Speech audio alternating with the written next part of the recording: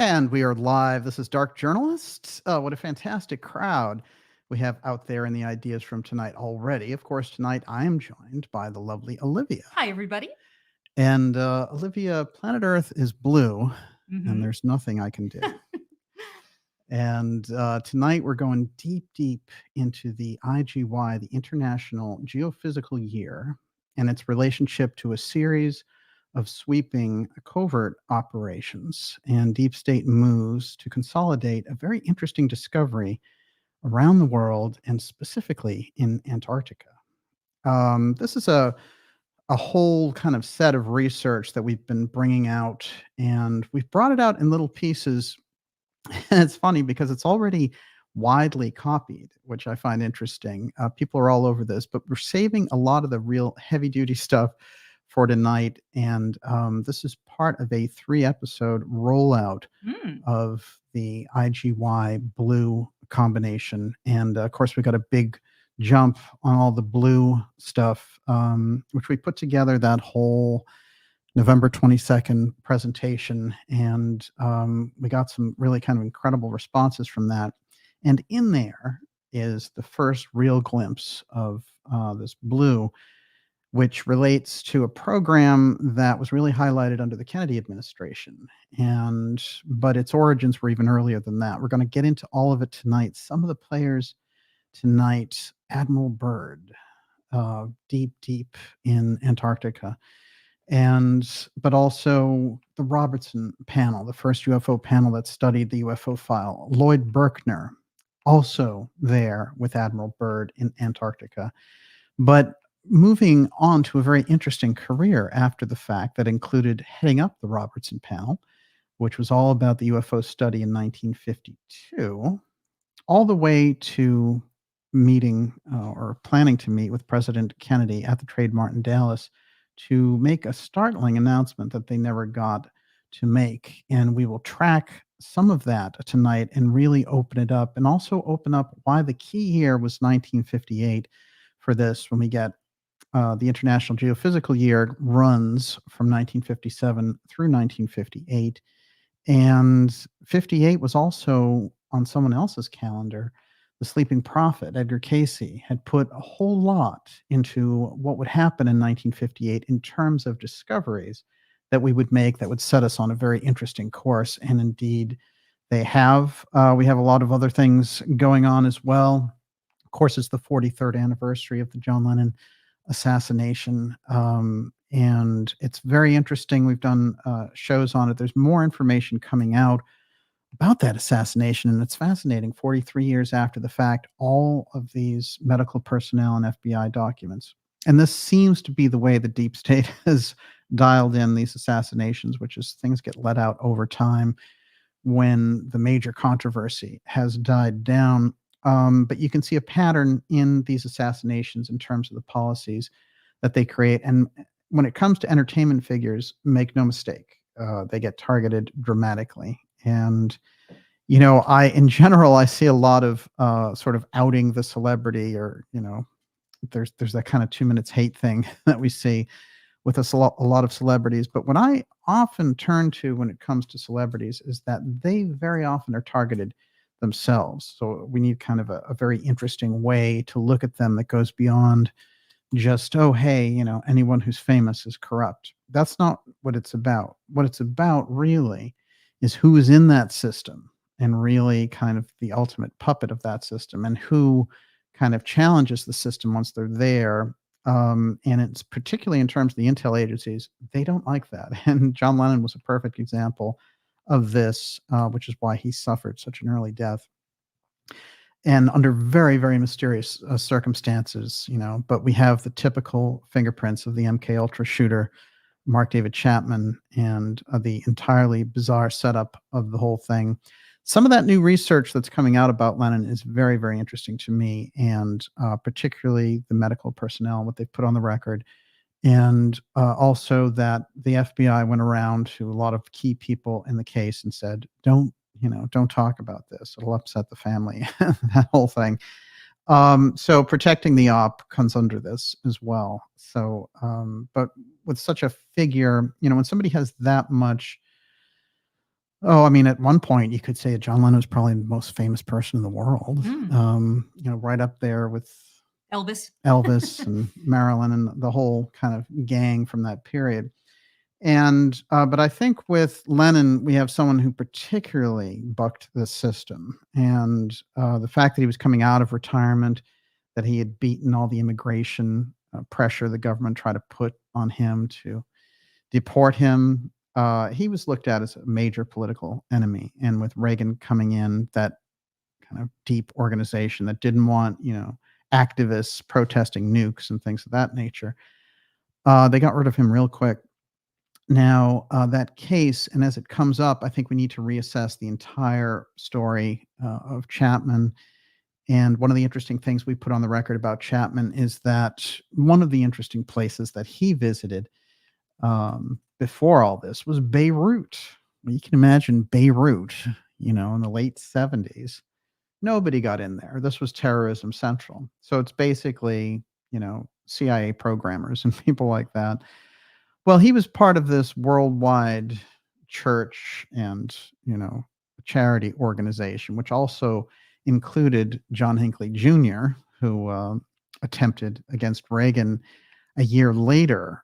So there was a whole kind of wave of this action that was going on in that activity. So it's very hard when you try to pinpoint it, but when you find people having that kind of Oswald stamp on them, and Chapman really holds up in this category. So Chapman was somebody who, even though he worked as a security guard, had an art collection that was, valued at thousands of dollars, and had traveled all over the world to China and Lebanon and all this kind of thing. Real fingerprint of intelligence work and handlers and all the rest. I think that story is going to explode, and I'm hoping that some of the information that comes out in this new book really captures that. It's great. We've just come off this fantastic interview of John Warner IV, who was the son of late Senator Warner, and Catherine Mellon. And he said a lot of things straight about this nonsense that's been going on in the UFO field in relation to disclosure. And we saw a lot of that fizzle here when they were trying to get this Schumer amendment done, which was already lightweight stuff. And Schumer was saying, oh, it'll act just like the JFK Records Act, and we know that 25 years of that, they didn't really let anything out of significance. And it's interesting because Bobby Kennedy Jr. now, still hardcore there in the presidential run, he has put out a petition asking Biden to release the rest of the JFK records. This is very significant on the family side for them to be doing this. So I'm going to watch that one very closely. The Biden administration very buttoned up about this, and the records themselves. There's a very significant, I guess you could say, booby trap that's been left there. So a lot of people who suggest, oh, there's nothing in those records anyway. No, there's a reason that there's been a 60-year deep state fight over the JFK assassination records. And it rests in the fact of a meeting that was held immediately after the assassination in Virginia on RFK's farm. And it's RFK Sr. He met with the CIA director, and whatever mechanism he placed in how they were doing this, if they were going to scrub it, it would set off all these bells and whistles in the government. So that's why we have these stories, such as we put on the record about Judge Napolitano and Trump's conversation. We really popularized that conversation because it's crucial. And if you can understand that there are little things that set the tone and set the pace, and when they come out, they really make quite a difference. One of those being, Douglas Caddy's admission about E. Howard Hunt, his friend, telling him that Kennedy was assassinated over the UFO file. It's these pieces in private conversation. And in that case, Judge Napolitano with President Trump, and Trump saying, there's no way I can release those files. You wouldn't believe what's in there. There's a reason for that. And we'll get into some of that tonight. It's not a JFK episode, but of course, he's in the crisscross of all this. And when we get into the heart of what this system is covering up, you get compartmentalized. It's like Chinese boxes, basically. I want to remind everyone that in the second half of tonight's program, we're going to be taking your questions. And before I go any further, I'm going to check the temperature right now with Miss Olivia. Hermes was right, says, I'm beyond excited for this episode. And Najat Madri says, I have no clue what I.G.Y is. And Al Qaeda says, I.G.Y was an international centralized database for all humanity. Yeah, I.G.Y is quite fascinating, and it's something I've dipped into over the past couple of years and looked at and wondered. It shows up very strangely because of the people and the personnel involved.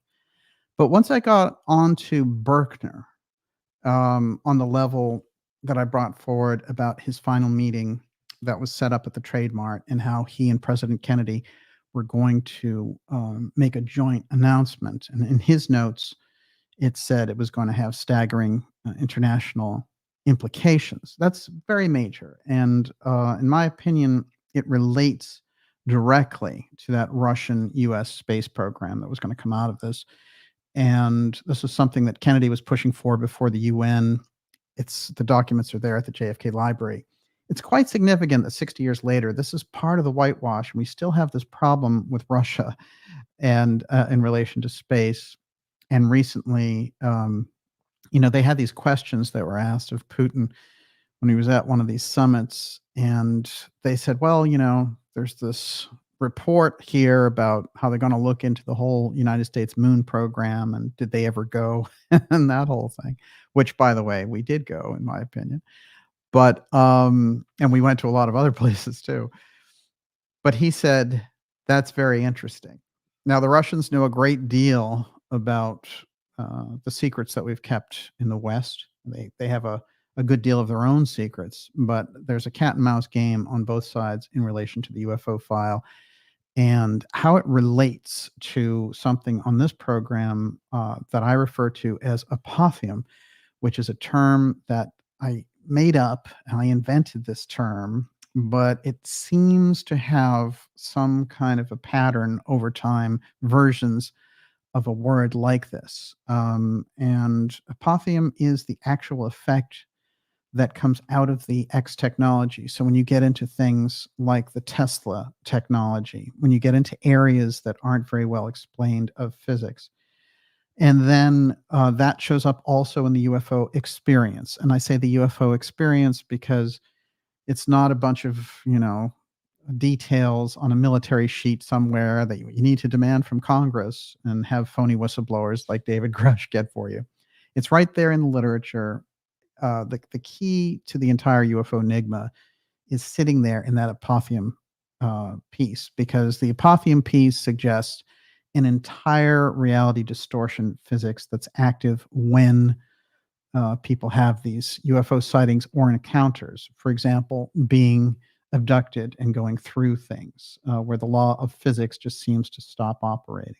This apotheum aspect and how to control it, how to use it, how to master it is at the heart of the center of one of the biggest deep state secrets that we have going on. And all the research that we've done in this program about X-Protect and all the rest of it relates directly to this factor. So we'll see if we can now line up the I.G.Y with this apotheum piece to get an idea of what it was in those discoveries of the I.G.Y. And I'm going to go deep into that International Geophysical Year tonight. And, as I said, it was 57 to 58, but there was a precursor to it, which went to the 19th century that they used as the idea for how to do this. And it was a cover for what I call basically UFO espionage. And we'll get into that as well tonight. I want to remind everyone, especially if you're new here, to sign up for our newsletter. It's a free newsletter, and it keeps us in touch through all the incredible censorship and everything we've had going on in relation to the show, which just goes off the charts. But here we are. And, for all the incredible things, for example, the presentation that we did about Blue Enigma and the shoot that we did, there's a lot more very interesting things coming up in relation to documentaries, events, and interviews, just things off the charts. You want to stand up and be counted, be noticed, be on that newsletter list. And that's at darkjournalist.com. Literally takes 30 seconds to sign up. And make sure you do that, though, because you're going to want to know about the things that we have coming up for you completely off the charts for December, January, February. It's all coming up, and I'll mention at least one of them tonight. Absolutely crucial. Before I go any further now, Miss Olivia, before I jump in, you're up. Okay, Matakwe Oyasin says, does DJ mean apotheum is some of the UFO science hidden in plain sight? Yeah, you could look at it that way. Apotheuum, here's the interesting thing. So the X technology resides inside the UFO file as far as the government cataloging is concerned. But that X technology isn't necessarily extraterrestrial at all. However, UFOs may have an extraterrestrial origin for sure. So both are true. What's interesting, however, is that the effect, whether it's off-world or terra firma related, it is the same effect. So when you get to that level of X technology and the effects that it creates, and that may also involve opening up dimensional doorways and things of that nature. But the completely upside down nature of a reality distorting physics. And we've heard people talk about physics in different ways, and I think it's important to get a handle on it. And you hear certain things from people who are physicists. But of course, everything has to go through a filter of a number of different people on different sides of things looking at it. Not everyone's going to be a physicist who's looking at this. So there has to be a way of observation, you might say, that an average person would have. And the way that I would bring this down to just the level where we can understand it practically, without being a scientist, as it were. And in many cases, they won't even let scientists research these things unless it's behind closed door and a compartmentalized project. Who knows? Maybe they get rid of them after that. Mhm. But we've all, if you go into the literature of the classic abduction scenario in UFOs, you see the apotheuum all over the place. And it has to do with electromagnetic changes. People sense time differently. In some cases, they're floating. There's all sorts of things that don't make any sense. When the crafts land, nothing will grow there. I mean, these are physical effects that upset the regular laws of nature. The cars go out, the towns are blacked out. It's almost like the clocks spin backwards. So there's something missing in our understanding about what that phenomena is. When you get into aspects of mystery and the technologies around magic, for example, you get a lot of the same types of things. So it's bringing something here that's from somewhere else, one way or another. And when you get into explanations about it, the UFO file effects and the things that happen with the people who encounter these incredible things, their descriptions, if you really go into them deeply, tell you a story about a kind of reality distortion that's going on in relation to these things. So when you get and you look at the Tesla technology, or further, back, if you go into John Keely, people of this nature, then you'll find there's a big mystery school element around. And there's, even in Blavatsky's work, there's a huge chapter. Steiner talks all about Keely and how the world isn't ready for his technology because it's psychic technology. And my God, what would they do to each other if they had it? That kind of thing. At one point, Keely's partner, when he's learned that Keely has died, ships all of the technology before the corporations can get their hands on it off to Annie Besant in London at the Theosophical Society. So, there's a lot of interesting crisscrosses tonight with theosophy when we get into people like Luis Alvarez, who is involved in the Robertson panel. There's this thread of theosophy and anthroposophy that weaves its way into this secrecy as well. So it opens up a lot of doors. And I'll get into a specific example of that right now. Before you do, Yeah. Foober Fighter said, is reality distorted, or is it perception that's distorted? Yeah, well, that also gets to a major physics principle, which is about, does the thing change because we observe it? So, and there's a certain amount of truth to that as well. If somebody's on an acid trip or something, reality seems very, very different indeed. However, when you are witnessing things that are so outside of the spectrum of our reality, like the UFO file and the types of things that we've heard about in the abduction scenario, people are paralyzed, they can't do anything, they have these examinations and all the rest. Um, that goes into a totally different area of how to look at these things. So when we look at it on a very practical basis, something comes here from somewhere, abducts somebody, does tests on them, lets them go. That's the kind of practical basis for it. But if you look at the stories deeply, all sorts of weird things happen. People see alternate versions of themselves. What's that about? Um, they see different figures from history also. They also move their hands through objects and things like that. And time stops, and when they come back, it's an hour later. All these types of things. And I've heard people say, "Well, this is all mind control." Mind control can mimic a lot of these things. There's no question, but there's too many of those accounts for it just to be some mind control program. As a matter of fact, I think the mind control program mimics the genuine events. So we get into very interesting territory. The apotheum, I think, is really the lens that we can come through to look at these things. And you might say, on one hand, you've got the Philadelphia experiment, and on the other hand, you have, the Betty and Barney Hill abduction. I mean, they have similarities, interestingly enough. So we'll see how this plays out. And also, I want to say this for the record in terms of the two things that blew up this week. One, the Chuck Schumer, that whole thing that fizzled about him and his UFO, all of the legislation he was going to bring forward, and how a senator sunk it somewhere, They're just playing games, and what they're trying to do is roll out an intel version of the UFO file so they can bloat up a UFO defense budget on one hand, create a false UFO threat on the other. These people, Chris Mellon, we had his cousin John Warner on here telling us exactly what they're up to. And the fact that that's the popular kind of chit chat in the UFO field is embarrassing. Where's the real stories about the whole thing? When did it become just, a weird kind of circus of beach balls? And we saw where they try to, attach it to a major mystery, which was the MH370 case, which is very, very interesting and strange case. But someone came up with this hoaxed video, and they got pushed around everywhere. And now in the last 2 days, the whole thing's been shown to be visually using stock photo and all this stuff. So somebody cooked this thing up, and so that's another one that's gone.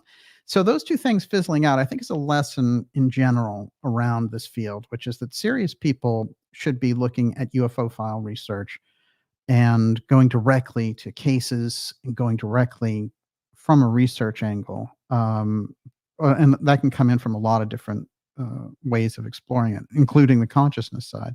But this government phony CIA, I mean, how many shows have we done on it where, it's just been completely revealed how ridiculous these people are, and how many things that they've brought forward that just never came to pass, and that they were all involved and cooked up. Like even the last series of testimony that we got from Grush and people like that we've done stories on and put it out there. That's all cooked up by the same people in the background, Chris Mellon and Elizondo and all that. They're still pushing it, and they've been up to this thing since 2017 in the New York Times bogus article and DeLong and that whole thing.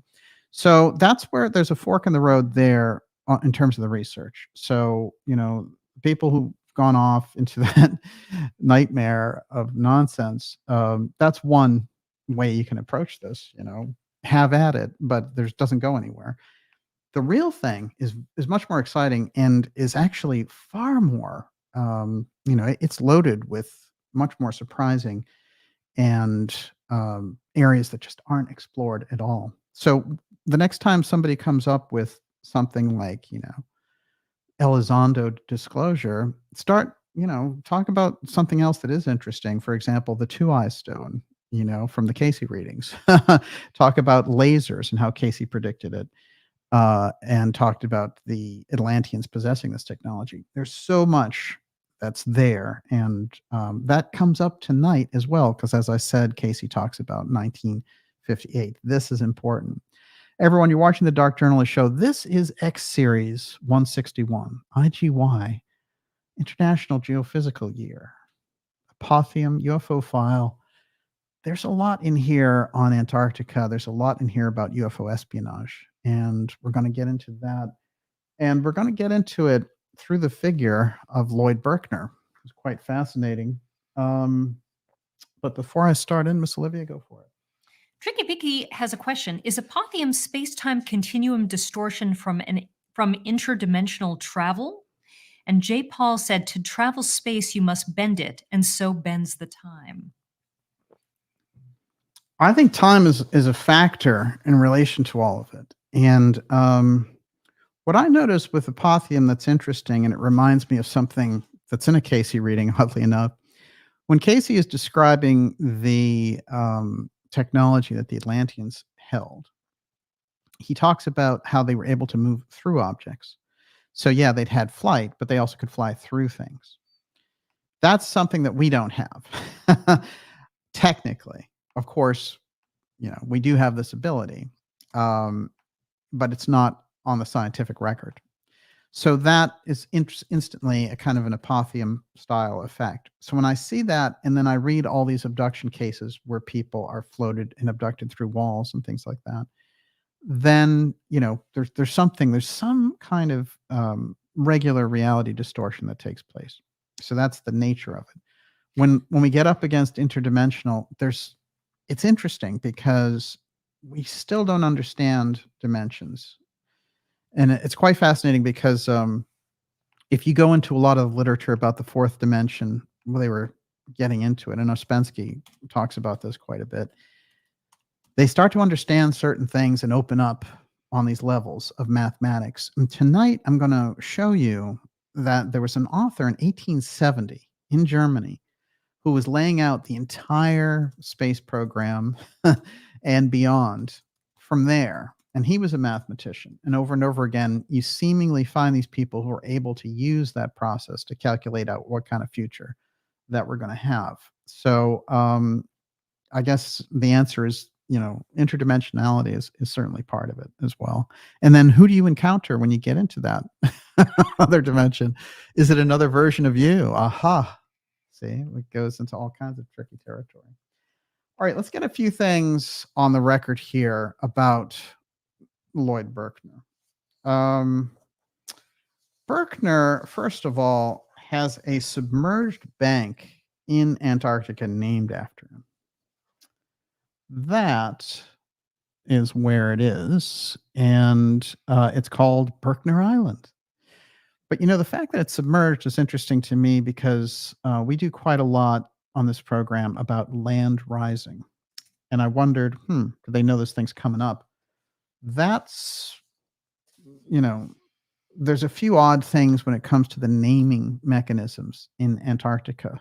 And that certainly is one of them. The other one is Byrd Mountain, and it's not Richard Byrd Mountain, it's D.H. Byrd Mountain. We'll get into him tonight as well. When we look at Berkner, we're looking at somebody whose career has this trajectory, if you can connect the dots. It goes something like this: Antarctica, the UFO file, the JFK assassination. How many people that I chart when I get into these things that deal with the deeper physics, that deal with the deeper mysteries, that deal with the secrecy layers inside the deep state, have that thread? Well, it's interesting because all three of the major players in tonight's episode have that exact thread: Antarctica, the UFO file, the Kennedy assassination.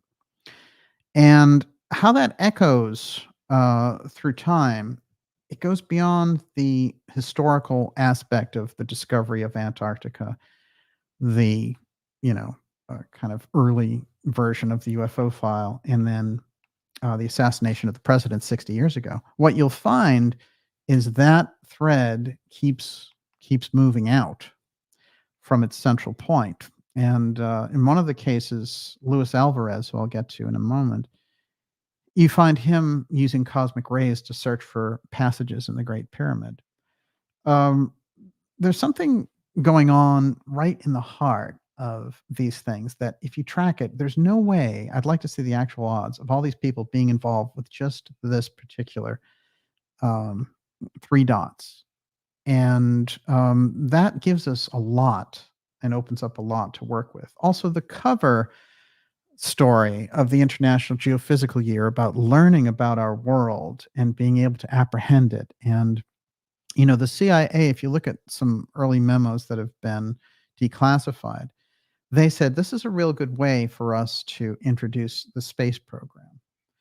Now, they were worried about the space program for some reason.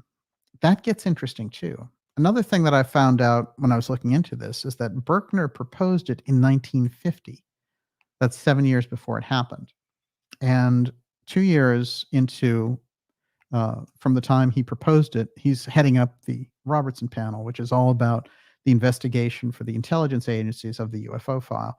So we're getting to real foundational work when we get into these characters.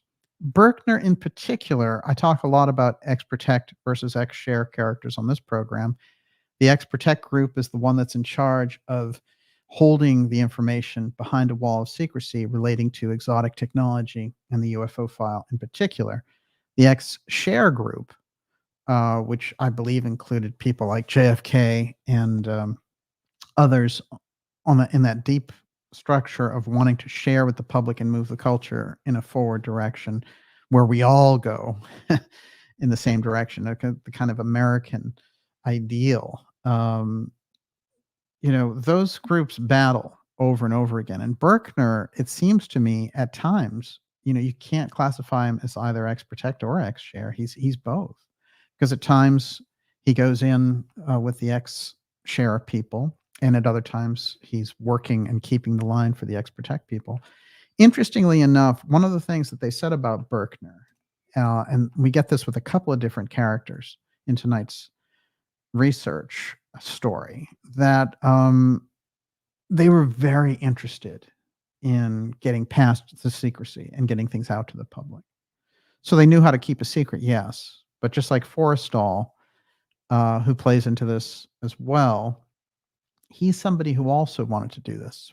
And that's somebody who, upon commandeering the UFO file, didn't think that was the sort of thing that we should hold back on. And they had to dispose of him very quickly as a result of that. There's a Truman section in some of this as well tonight.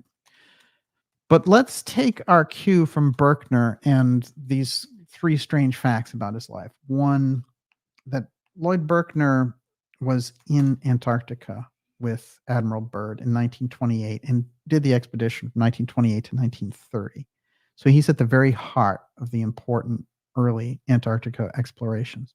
And what he's doing is setting up Little America, which is the radio station that will send all these radio messages directly from Antarctica. There's been a lot of interesting things about Antarctica over the years. Operation High Jump, of course, that's where Admiral Byrd sets up this huge exploration to come back into the heart of it, 1946, 47, and then, completely turns around after 3 weeks. And then there's a story that he said all these ships were out there, all these flying ships. So, and we know that there's a number of things that it's easy to say about Antarctica because it's very hard for us to get any intel on the ground. However, the presence of Berkner at Byrd's early explorations and setting up Little America, where, by the way, only one kid in a garage in Maryland could pick up his radio signals. I think that we have the first inkling that something very unique is going on here with Berkner. And he is moved into these different positions. In the war, he commands an incredible position for communications, engineering, research, physics. And he's somebody who they utilize a great deal. And what's interesting, actually, is that after the war, he's very involved in setting up a lab for MIT over here in Lexington. In Lexington, that must be, would you say it's about 15 minutes from here? Mm-hmm. So from here in Cambridge, Lexington would be about 15 minutes. And MIT Lexington is very interesting because it was all about space and the experiments that they wanted to do. And you're going to find John Trump participating in that also. So there's a crisscross there with John Trump, the scientist, and Lloyd Berkner's work. Berkner is someone who also, as I mentioned, shows up heading up the Robertson panel. And he is very carefully working through the material.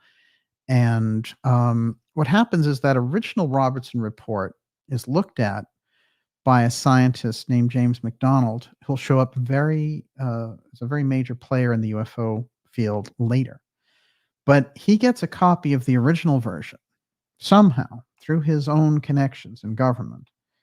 And then he realizes the one that they put out is completely different. So Berkner and some of the others went along with the program to just cover this up. And but in their genuine report, they said all kinds of interesting things. And McDonald is somebody who caught on to this. Now, in that kind of flow of political power in the 50s and 60s, LBJ is right in the heart of it as Senate Majority Leader. But he's very, very close to NASA and the development of the space program, and very, very close to Senator Harry Byrd. And Byrd comes in a very important fashion tonight as well. And of course, he's the brother of Admiral Byrd, who goes to Antarctica. We're going to see that Harry Byrd, Lyndon Johnson, and JFK are all in a very interesting kind of lock around the space idea, except that some aspects of that space program are going in a totally different direction. And we're going to tell you why as we get into it tonight. Everyone, you're watching the Dark Journalist Show. This is Dark Journalist episode X-161. I.G.Y APOTHEUM UFO File. Antarctica Unified Field. There's a lot going on in here tonight. We're going to be taking your questions in the second half of tonight's program. And before I go any further, Miss Olivia. I am playing Whack-A-Bot. For some reason, we are getting attacked tonight. And so I'm just, this is what I'm going to be busy doing tonight. Oh, here they go. It's a gaming site. Interesting. Very, very strange. I've noticed that there's been a lot of kind of hassling going on with bots and chats, anything that's significant. But of course, we don't let that throw us off. Nope. I enjoy Whack-A-Bot. Nicely done. It's going to keep me busy, though. That's for sure. That is Lloyd Berkner. And you might notice John Connolly down there listening to him at the University of Texas in Dallas. And it's interesting because Berkner, he takes a very active role in making space practical and showcasing it to corporations and the development of space. But what happens after the Kennedy assassination, where Berkner is to meet him at the Trade Mart and make this announcement, instead, all that's left are his notes. And there's a lot of mystery that I'm going to get into about JFK's speech at the Trade Mart and how they put out a phony one much later. But what's interesting is this James McDonald guy, who was the original guy from 1953, the scientist who saw the real Robertson panel report, decides, you know what, I'm going to completely try to get through the walls of secrecy on this. And in that, he's joined by a former CIA director, Admiral Hillenkotter, and others, including Thomas Townsend Brown, in trying to get the UFO issue straight out to the public. Donald Kehoe, there's a whole group of people trying to do this in that period. But McDonald sees some very unusual antics going on. Somehow he gets LBJ's ear, and LBJ is somebody who also wants the UFO file, but he wants it as a kind of lever material and for his various power plays. And so somehow he lets McDonald around in those circles. And McDonald puts pressure on him. So he makes a memo at some point and says, basically, get this guy off my back once he becomes president and Kennedy is assassinated. And he says, we'll see if we can get something going here with a program that this guy can be happy with and stop, kind of going after all these military people about secrecy. And what happens is McDonald sets up a meeting with Lloyd Berkner. about the UFO file. And they send in an LBJ aide, and the meeting is set up in Texas. So McDonald goes down there, and they have 5 hours of conversation. And supposedly, according to McDonald notes, it's a very loaded set of circumstances. And he really lays it out for Berkner. So something I think cracked in Berkner, and again, just like during the Kennedy era, I think Berkner wants to bring something forward on this.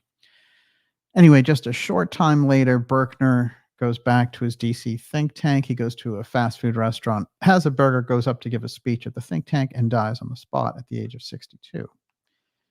So all that experience and all of that knowledge that Berkner was laying out is gone. And McDonald will suffer a similar fate only 4 years later, with very unusual circumstances around his death as well. So those were people who engaged X-Protect directly and were wiped out as a result. I think there's a series of them, including Morris Jessup and others, in that period of time. They get too close, and they're creating a corridor for a totally different level of science and scientific understanding. So that's the unfortunate part. Now, here's an interesting announcement. We're going to back up and go back to the original geophysical year, 1957. Now, very much like Orson Welles and his War of the Worlds scenario, which was broadcast in 1938 and brought in a lot of panic, somebody wanted to see what that would do and what that would be all about. But oddly enough, that was funded by the Rockefellers, and they were probably the ones doing the data mining. Nonetheless, it is a very interesting snapshot that because it was on the radio, people took it seriously, and therefore when he said Martians were landing, everyone freaked out, and there was a lot of problems.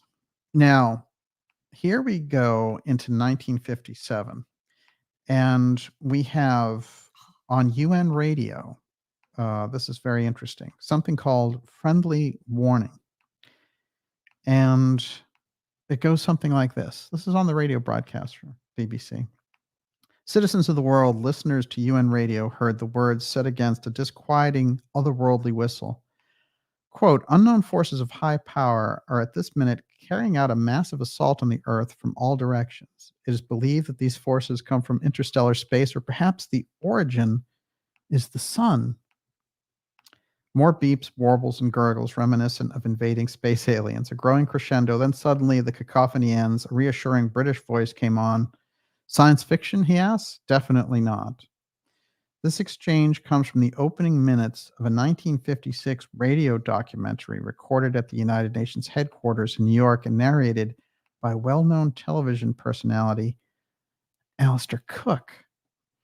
Entitled Friendly Warning, Cook's script captures listeners' attention with reference to sinister extraterrestrial forces playing on the cultural atmosphere of the era saturated with superheroes and B-grade sci-fi flicks.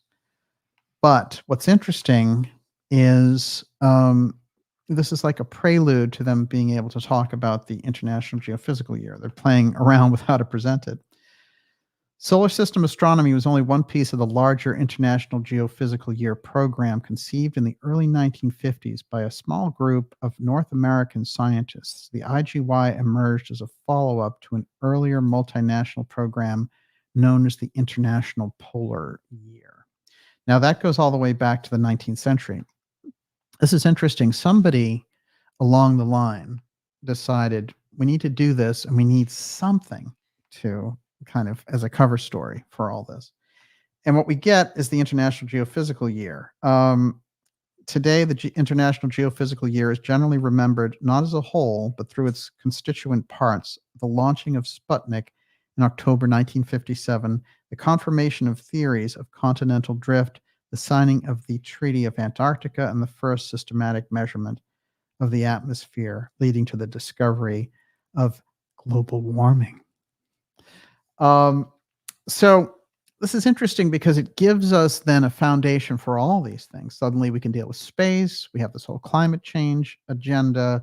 We know more about Antarctica. So this thing is huge. And what happens that's very unusual with it is that the American scientists who've been going through a Cold War with the Russians and the whole Soviet Union march around the world, and all the tensions therein, they invite the Russians along to Antarctica, and they invite them to all these different things, measuring the magnetosphere and everything else, sharing the data.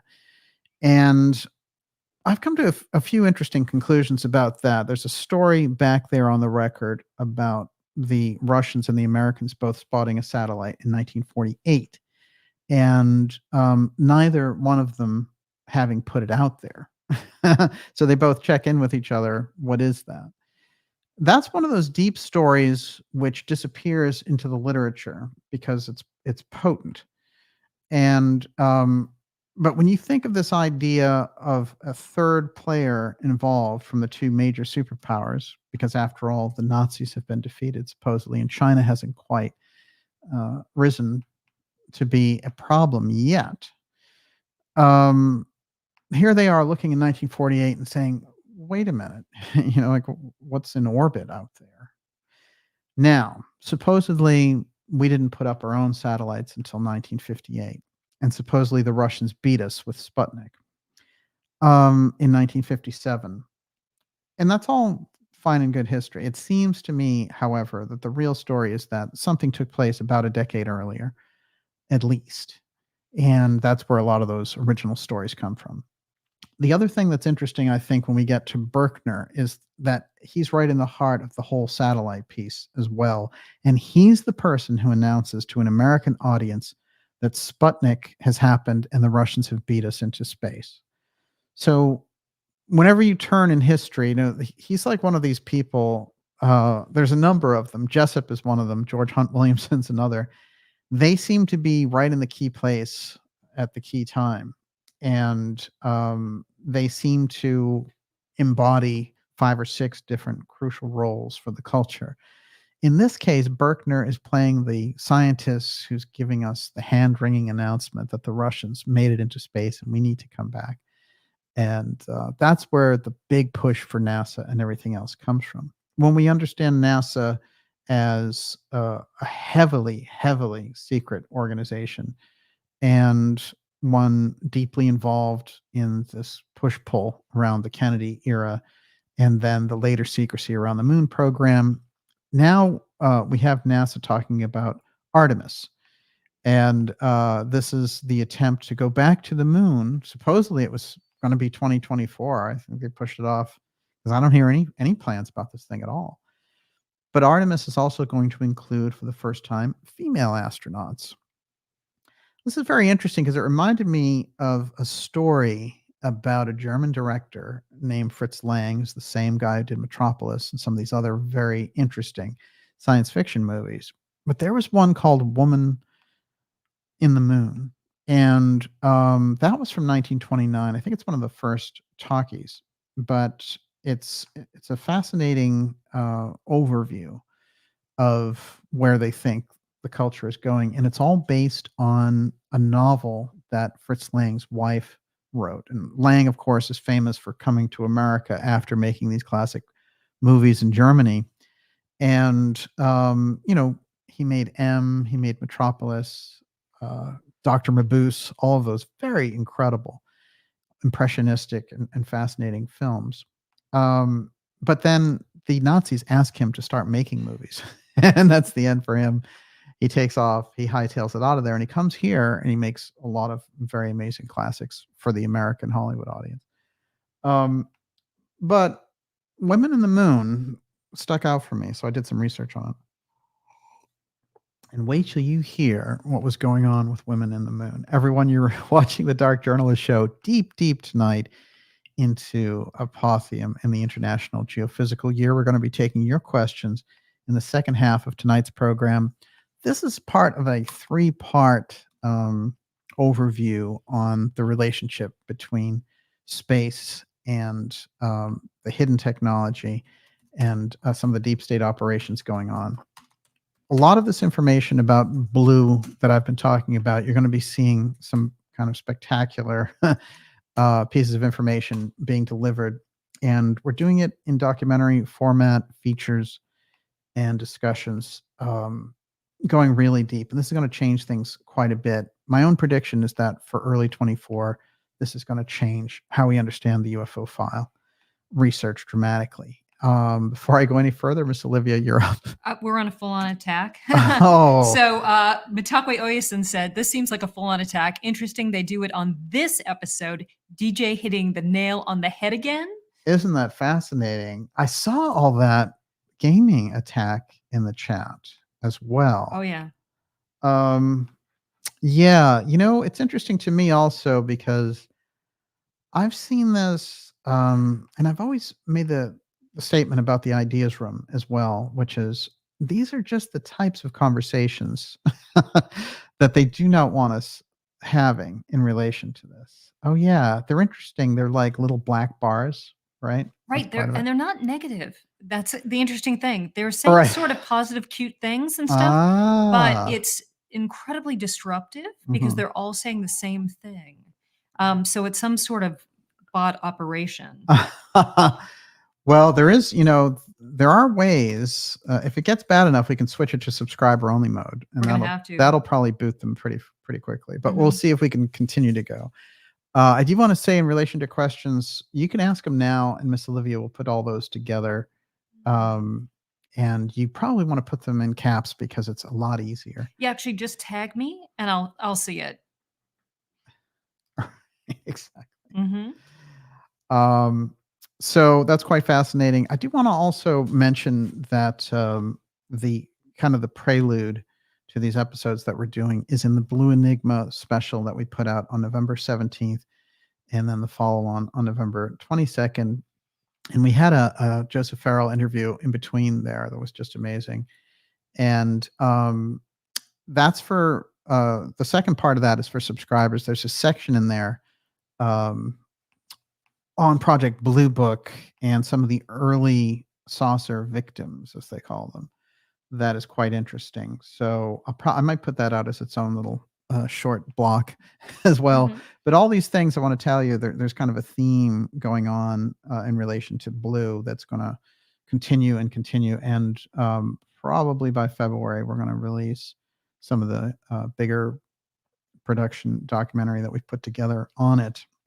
So all of this is related. And trust me, the information in there is stunning. And, we're going to get over a lot of this kind of phony stuff going on in the Senate and Congress about, UAP and all that. As a matter of fact, I vote for us never using the phony, ridiculous UAP term or NHI. Just those are CIA created marketing devices. Clear those off the decks. When we're talking about these things, you're talking about the UFO file, extraterrestrial intelligence, the deep state, whatever it happens to be, like trying to popularize phony terms. And it's not working for them either, but that's what they felt they needed to do to roll this out. So the breakaway is breaking back in, as it were. And it's interesting to me that this is all on the eve of a major presidential election in the United States. And I think with President Trump surging in the polls and Biden stumbling as he is. And, there's also the Bobby Kennedy campaign, which has taken on a slightly different character since it's gone independent. Part of the nature of that campaign being opposed to Biden is the crucial element here, because I think the more that the Trump and the Bobby side get together, that's how they're going to kind of smash the opposition in the middle. Because after all, Biden is the president, and the kind of committee that's running him right now is who's destroying the country by opening the borders and doing all these things. So I think that the more of my free advice for the Kennedy campaign, I think the Kennedy campaign needs to get very aggressive towards who they want to replace, and that would be Biden, because going after Trump at this point doesn't make any sense because he's not really your opposition. Biden is. And I don't think they've done a good job. Somebody back there has said, don't go after Biden, and they really need to take the gloves off, or it's going to be more of an informational campaign as opposed to a viable step into the presidential arena. So I think that the I've had it in my own mind with the Bobby Kennedy campaign that you kind of have to separate the candidate from the campaign. The campaign is doing things that I don't think are serving the candidate. And I think the candidate, Bobby Kennedy, has a lot of incredible ideas and has shown a lot of bravery coming forward and moving things down the ball field. So he's a very important aspect in all this. But I think you're going to see a lot of shifting going into 2024. The heaviest, the most powerful group is trying to say that they can hang on with Biden and ride him across the finish line on November 8th of 2024. But it's not a guarantee that they can do that. And but that's where the money is, and they have a lot of backup, with Newsom and these other people. But the things that you're seeing on the Republican side are strictly for 2028. So all those debates and all the things they're counting down, that's a 2028 run because the Republican race is over.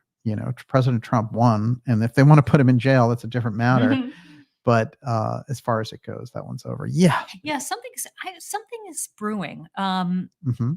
The punk rock is really coming back, and Right. and you know what? It's time. Throwing off the yoke of oppression. A few things happened, like Vivek freaking out, Elon Musk, what he said about Disney and the advertisers, and like there's actually people are. Hopefully they'll be authentic about it, Right. but I think people are starting to go right to the edge and step over the edge. Right. And it's actually kind of exciting because people have been polite for too long.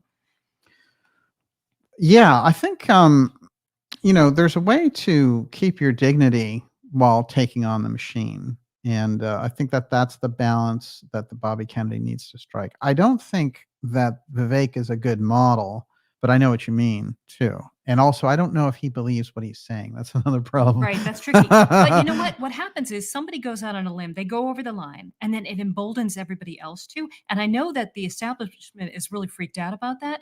But actually, that's where we all need to go because we have been too afraid for too long. I think putting it where it is, and there's a way to do that in a very direct, powerful fashion. Absolutely.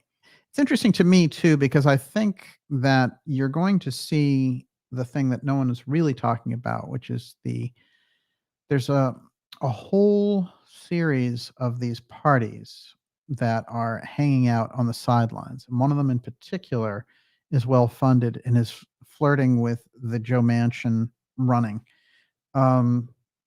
So that, you might see another party arise in the middle of all this. I mean, we've seen Bobby do the independent thing, but the problem is that there's been a few issues with the Bobby campaign. I'm just going to say this on the record. One of them is it looks like when they started off in the Democratic side, that's what the campaign was geared for. So when they switched out to independent, there's all this stuff about getting signatures for different states. And now they can buy those signatures, because they have operations in those states that already goes out and gets the signatures. So the idea, we're going to deploy it, we don't know if we're going to get it for all these states. And they don't have any states where they're on the ballot yet. And it's pretty late. It's December already. So that's not good. I know that, some of these other parties, of course, the Democrat and Republican across the board, the Libertarians, and, this other party now has over 30. So, you're going to have to, I think there needs to be a real reality check there about how this campaign is going to go on the Kennedy side. And that if they're going to go for it, then you're going to go for it. And that means, paying these companies to get all the signatures and getting things on board and going directly against President Biden. If they don't have that in mind, then it could just turn out to be kind of line of scrimmage action that will hurt removing Biden. So that's not good. So I think the Trump and the Bobby forces are going to have to get together to really make this happen. And I suggest an all-out, exposure of the Biden administration and their terrible policies on the border, the war with Russia and all the disaster of this administration, which I think is a real threat to the future of America. And they have to get that administration out in 2024. And as we go along here, we're going to talk about how. Everyone, you're watching the Dark Journalist Show. This is X Series 161. It's the International Geophysical Year, Apotheum UFO File Antarctica. What did Admiral Byrd himself have to say about these things? It gets very interesting. And when we get into some of the players around the I.G.Y, then we're getting interesting territory. For example, Luis Alvarez. And let's go to him next, unless you have something there. Rehoboth Farm says, speaking of blue, have you ever considered that so many tech companies use blue as their signature color? IBM, Intel, Microsoft, Twitter, etc. It Yeah. isn't an accident. Yeah, absolutely. Well, what they're good at doing in secret programs is having a kind of blanket statement. The X-steganography that they are using comes directly out of the mystery schools, as we've reported. And look, I haven't, let me tell you, on other shows and things like that, when they get a prediction right or something, they trumpet all around with a banner about how they get their predictions right. We put on the record on this show 5 years ago, we're doing the X series 6 years in March of next year. And we'll do something special for that. But what I wanted to put on the record is what I had found about how they were using X-steganography. And then the explosion of the X-steganography after the fact of us putting it on the record was, huge. What I want to point out is that, just like with this video that they had going on, there are all these things that are dropped into the UFO field or independent research, the alternative media that are meant to run people over a cliff in one direction or another, and are basically entertainment. And entertainment, I think, generally, is no big deal. And I don't pay a whole lot of attention to it. And, people can have fun with it or whatever. However, when you get into periods of time like this, coming off the COVID op into what I think is the UFO threat operation, and, when you hear things being dallied out there about COG, it's when you have a very serious presidential year, I don't think that it's a good use of energy to go over a cliff with Chuck Schumer legislation or Grush or, MH370 UFOs. It's not. What we need is good focused conversation. So if we have found things that are important, for example, in the X research, there's a great deal now that is breaking in this direction. And what we need, and I said it at the beginning of this year, is potent research, potent sources, less Gaia TV, junk conspiracy, potent information that can actually make a difference and expand the way we look at things. It doesn't solve every problem, but it's more potent. So, we've promoted many of those individuals on this program, the interviews that we've had, the work of people like G.G. Young, John Warner's work, Joseph Farrell, Bosley's work on NIMSA. It's very potent information. And the X series and the X-steganography, as it relates to what's happening around space secrecy that's going on now, but has a history that goes back a lot further than we realize. These are the things where I think we can really kind of move the needle in the right direction. And it's not some false CIA disclosure or, hey, I got a shout out from Chuck Schumer about UFO disclosure. I mean, that whole field has gone off the rails. So I think that people who are looking for answers in relation to the UFO file and its importance to the kind of geopolitical setup that we have, and also to how it relates to us as individuals. Many people now, they go back generations, parents, and all that, who've had their own experiences with the thing. They've seen the stuff. So this is a factor of human experience. It has nothing to do with what the government wants to say about it, or in relation to space, for that matter, which I think they're holding back a great deal about. So what I want to say is, in relation to the X steganography, it's potent. The information is there. The factors and the things that we're bringing forward has a potency that is different than just like a Gaia TV talking about the Black Knight satellite or something. We go into what the Black Knight satellite and things of this nature are, but you don't want to have this kind of confusion in the middle. So I would say, going into 2024, look for what's potent, whether it's around some of the deep state aspects, for example. And it's quite interesting, because I was having a conversation with someone, and I realized that, as bottled up as certain topics are, even like 9/11, for example, there's more direction in around 9/11 or the JFK story or other things relating to the deep state than in the UFO field. I want to say that the UFO field is screwed. There's no other way to put it, because it's become the plaything of entertainment money, and it's become the plaything of intelligence agencies, and it's become the plaything of government, that they hope to be able to, kind of increase the secrecy, inflate their UFO defense office, and then throw out a bunch of advanced technology with no explanation.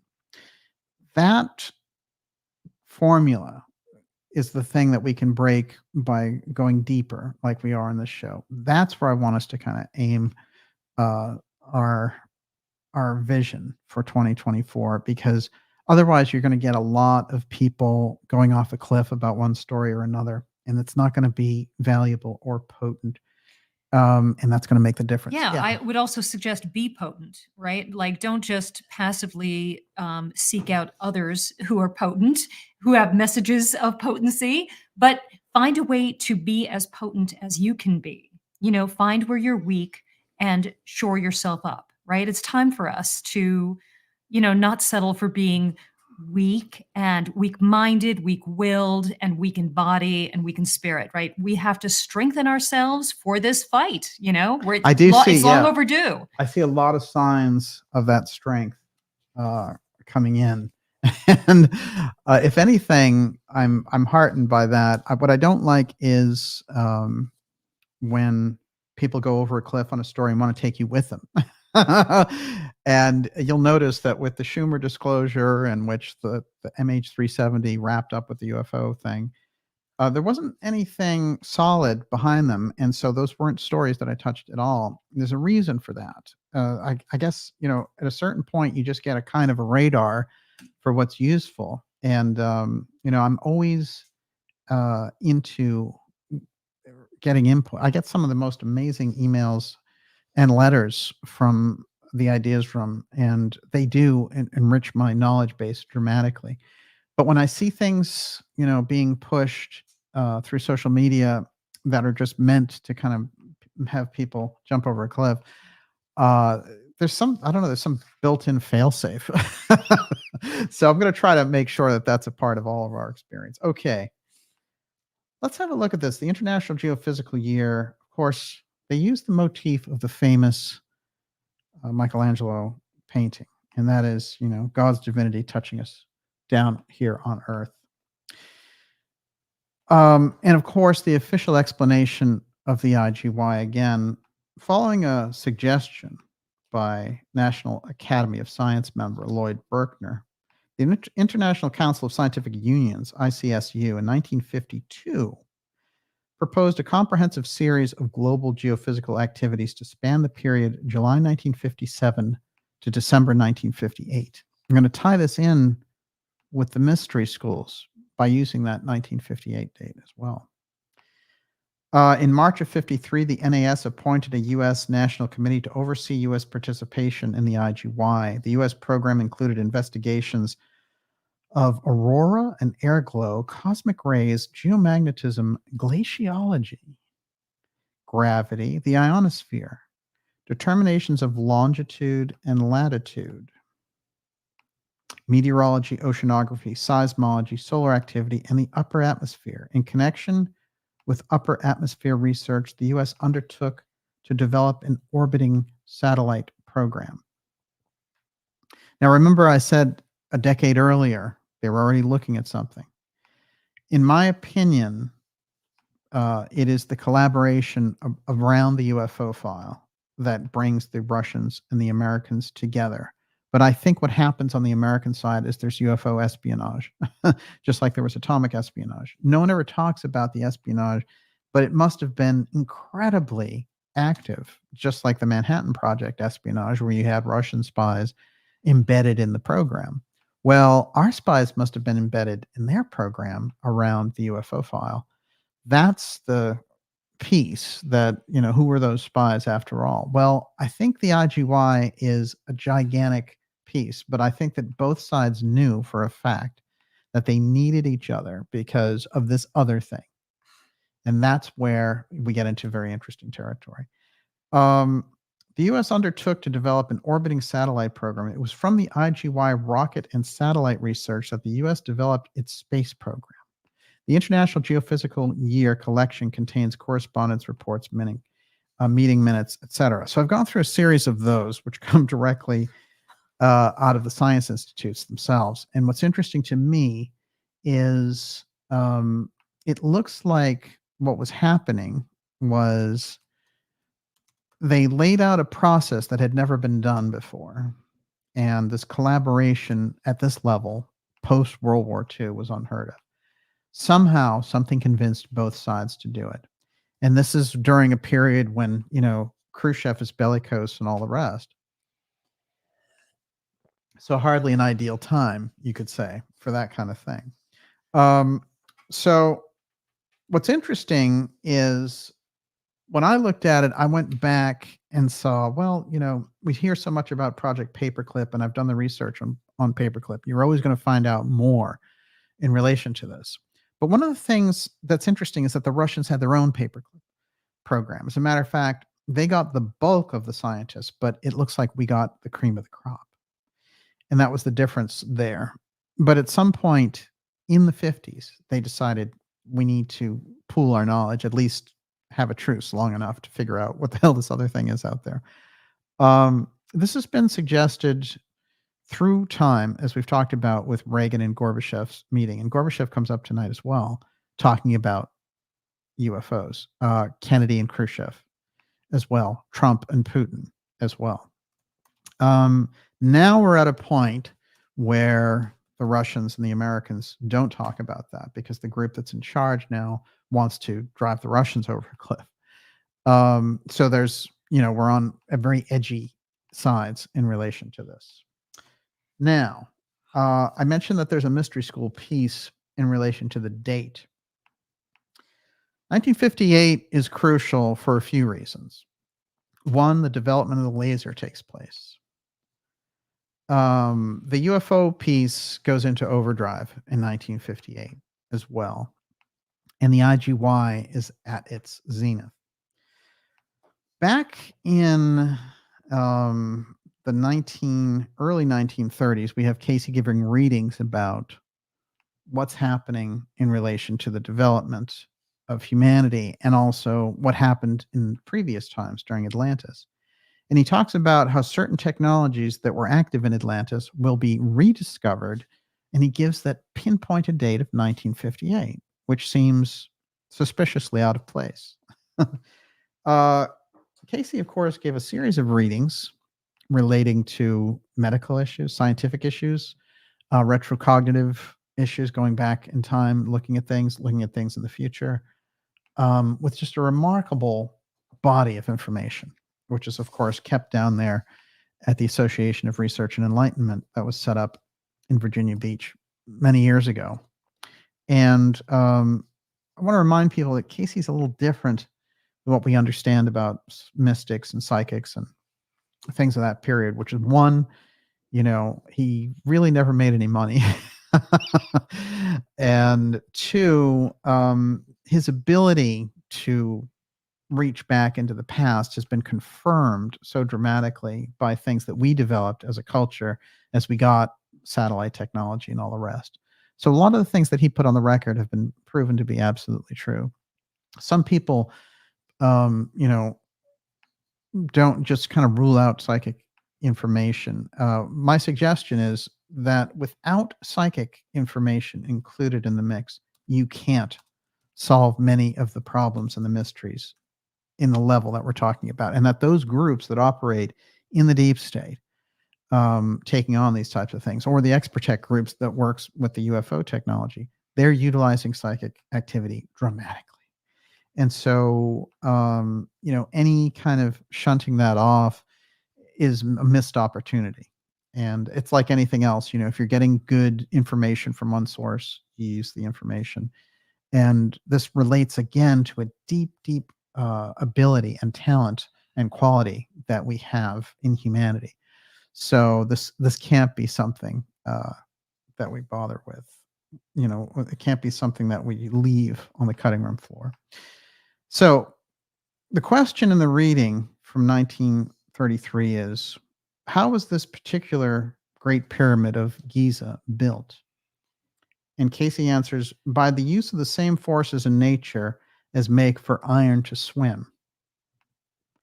Stone floats in the air in the same manner.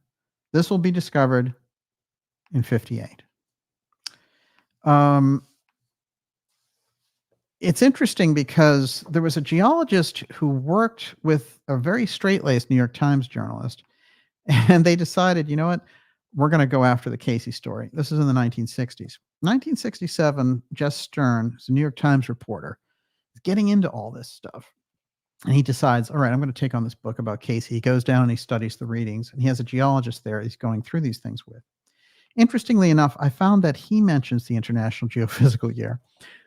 Now, whenever you get around X research and doing this kind of thing, weird things happen. I can tell you that, you know, as you're studying along a particular line, you might even call it just, you know, that sort of ringing synchronicity.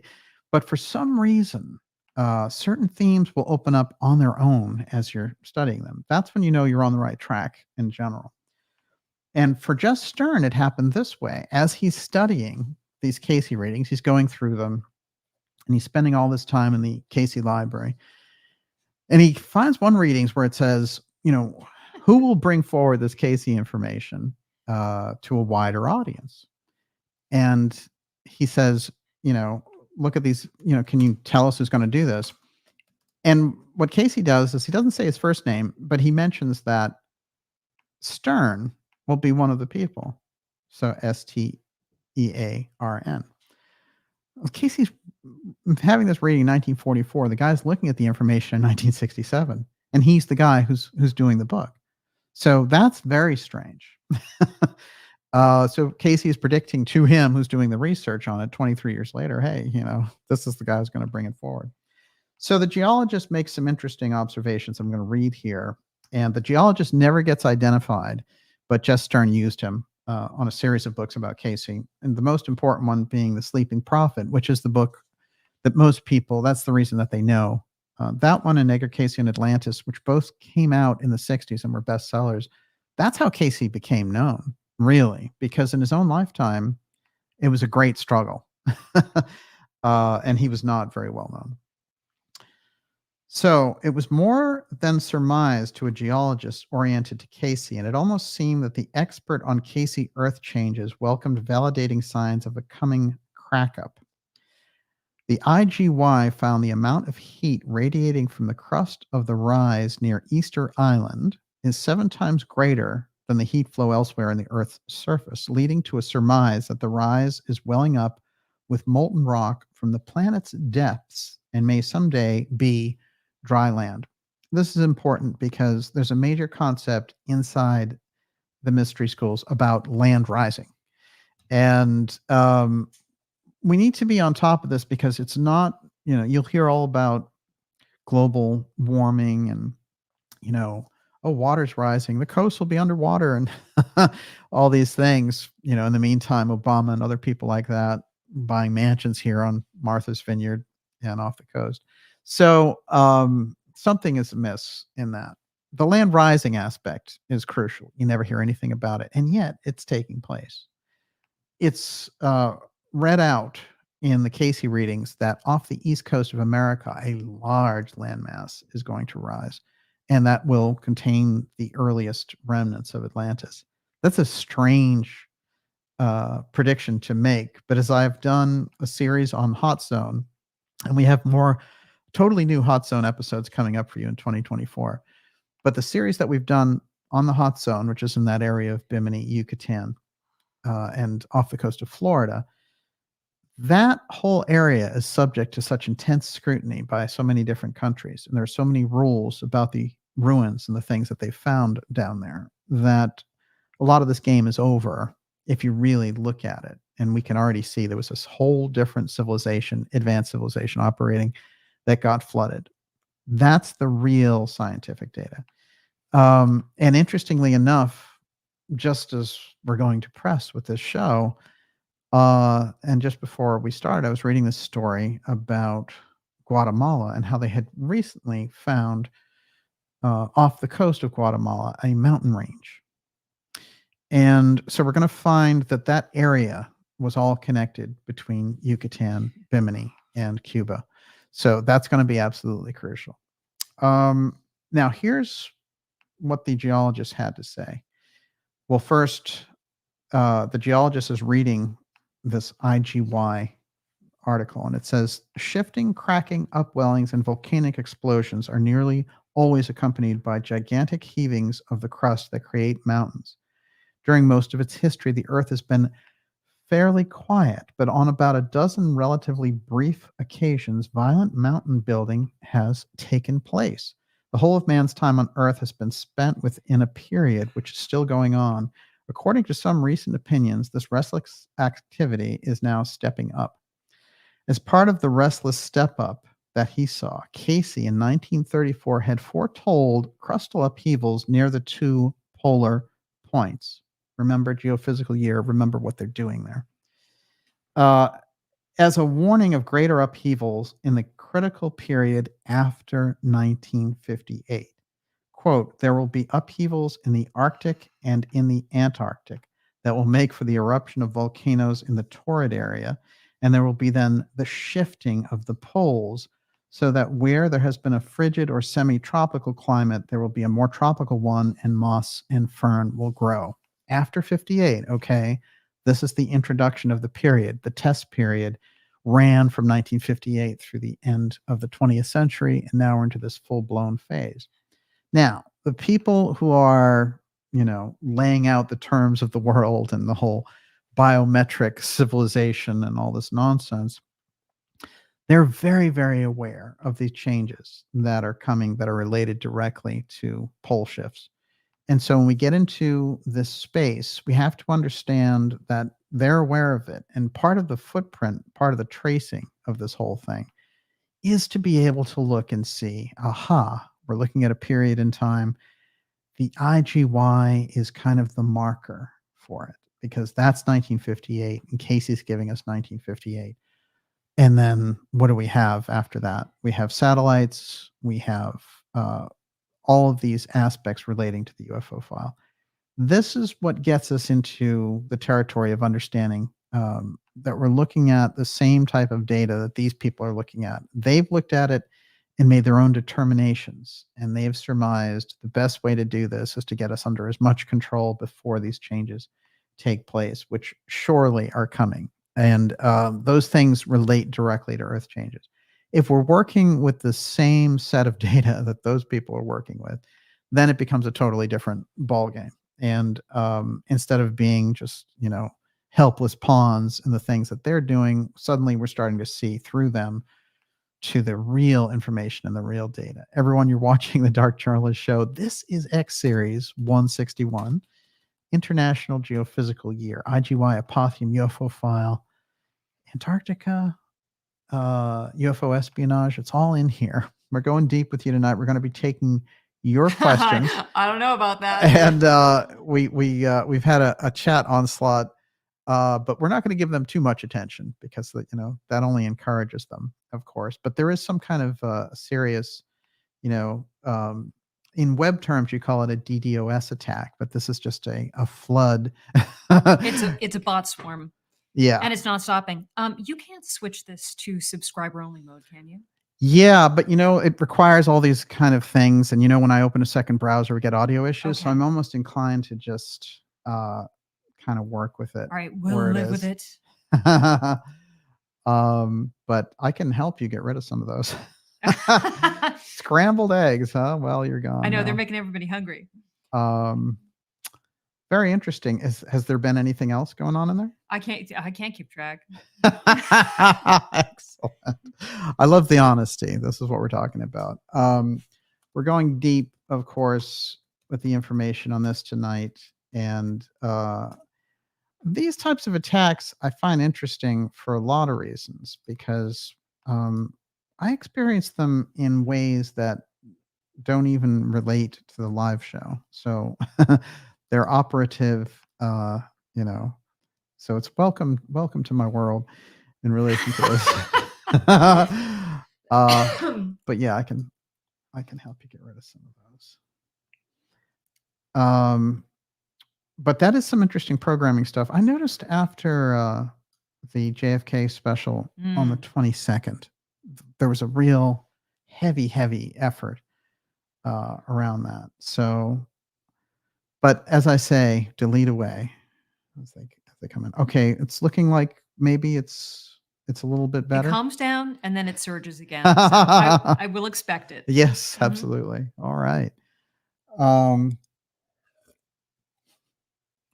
Okay, so now we have an understanding that something kicked off there in 1958. And it comes from a few sources, but keep in mind that Casey source as well, because we go into an interesting state of mind when we look at that as really information coming through that needs to be shared in the public. So Casey, like the mystery schools, like Steiner's work, is putting the information out in the public. It's no holds barred. It's whoever picks up on it. That's the way those schools work. That's the way that whole mystery piece works, which is they're bringing the information out there. You do with it, can the culture pick up on it? They're not forcing themselves on the culture and taking over and saying, well, we are the wise ones, we take over. They're leaving it under our own kind of purview to see what will happen. And for me, this is a kind of a crucial way to look at this, because when you start to see things that line up time-wise that are coming in from an esoteric stream that are also lining up with the secrecy that you're seeing on a government level, that's where the crisscross happens that I think is so fascinating and informative about exactly the types of things that we're talking about. All right. Now, in the Casey work, he also talks about the prophecies of the pyramid, the period coming up from 1958 forward, and how when we get into the 21st century, you're in a whole totally different era. So I think that this release of information over time was giving us a heads up that something special was happening, a challenge that could, literally lay humanity to waste or could lead us to a totally different direction. And one where if we faced up to the challenge, we'd actually become a much more enlightened race. So keep that in mind, that Casey piece in mind around I.G.Y. And the last piece I want to mention, again, it's a reading that has to do with 1958. And strangely enough, there's a reference to dinosaurs in here. What's odd is when I was doing research around Luis Alvarez is a Berkner associate, and he was on the Robertson panel with him. He's a physicist, and he worked closely with the UFO file. Now, what's interesting is his son is credited with giving us the 65 million year ago dinosaurs were destroyed by a meteorite thing. If we keep that in mind, it's interesting because Alvarez himself, as I said, there's that, kind of three connecting dot piece with Berkner. It's Antarctica. It's the UFO file. It's the Kennedy assassination. Well, Alvarez is very similar to that, but he's the UFO file, being part of the Robertson panel and working for MJ12. And he's also connected with the Kennedy assassination because he's the person that they go to try to prove that the Zapruder film shows that Kennedy is not being hit from the front. It's a weird thing. Alvarez shows up in a very unusual place. First, he's a UFO expert.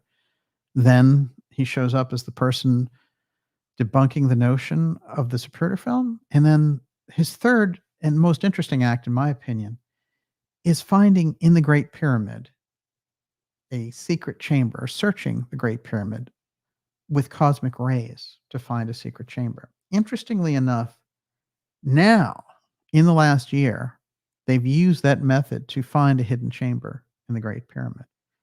In the 70s, when he was looking for it, it was revealed that they were using that technique to search for it, but their findings were never shared. So have they been sitting on that for 50 years, and now we're going to hear about what it was? That's what it sounds like to me. But let's meet Alvarez right after we go into this Casey reading. Here we go. Casey often intruded in the areas of science. Once he provocatively spoke of a death ray the Atlanteans had devised to eliminate, quote, deadly beasts. Now, the way that he described them, they sound like dinosaurs to me. And he actually talks about the date that it happens, 50,722 BC. Now, interestingly enough, there's a whole discovery that's associated with the late 50s about a Mayan village where they found all these artifacts of what looked like children playing with dinosaurs. And nobody was ever able to debunk that find. And it included some of the biggest names as well. So there's something strange there about how would they even know what dinosaurs look like? It doesn't make any sense. So there's some skirmish, as well as the fact that Andrew Carnegie was absolutely obsessed with dinosaurs. And whenever there was a discovery of one, he would send a team there and wouldn't spare the cost. There's something very unusual about the dinosaur aspect of this, but I'll continue. In the reading given in 1933, he predicted a similar ray would be discovered here by 1958, and he described how it once worked.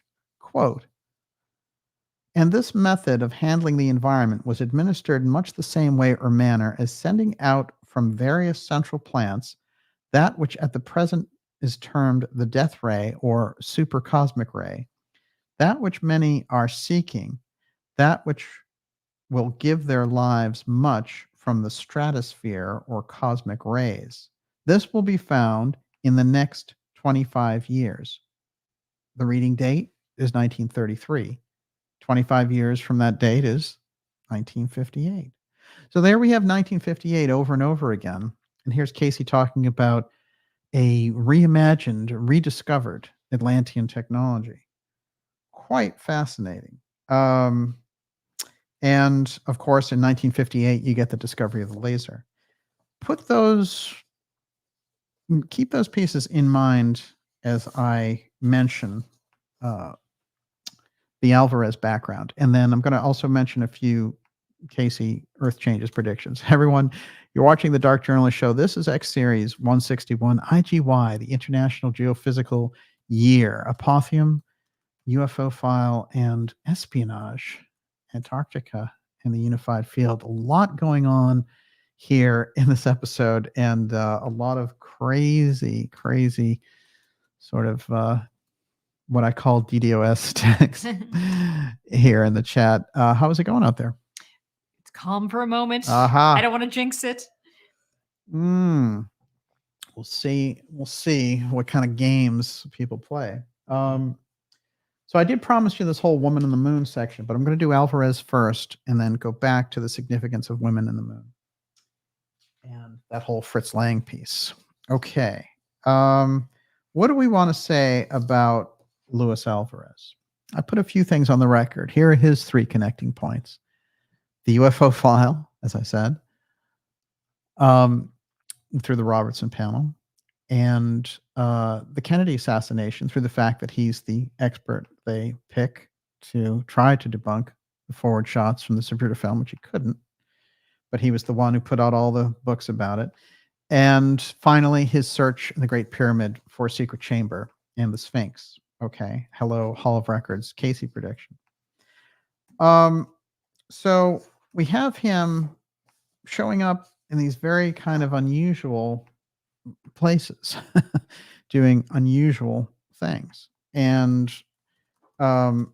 he is one of the people who sign off on the phony version of the Robertson panel report, along with Berkner and Robertson himself. This is the one that says, oh, we didn't find any evidence for anything. In the meantime, behind the scenes, they put out a real report, and that's what sort of sets off McDonald, who becomes the kind of rabid UFO scientist and really pushes the envelope, and eventually they get him off the board, but not until he does some congressional testimony, interestingly enough.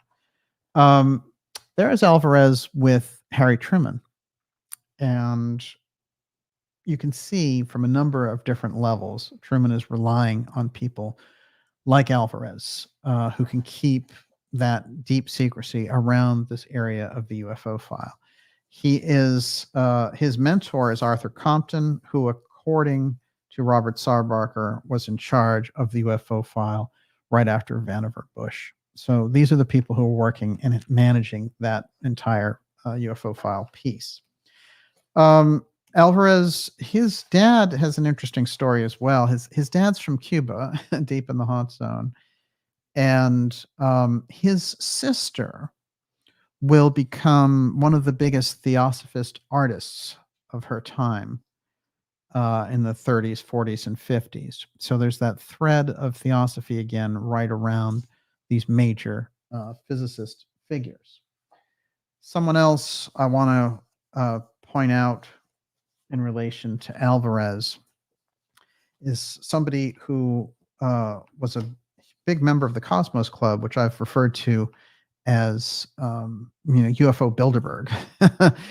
At least it was. And, it's standing now. God only knows. They probably moved the ball around. By the way, the other person that was on the Robertson panel was J. Allen Hynek.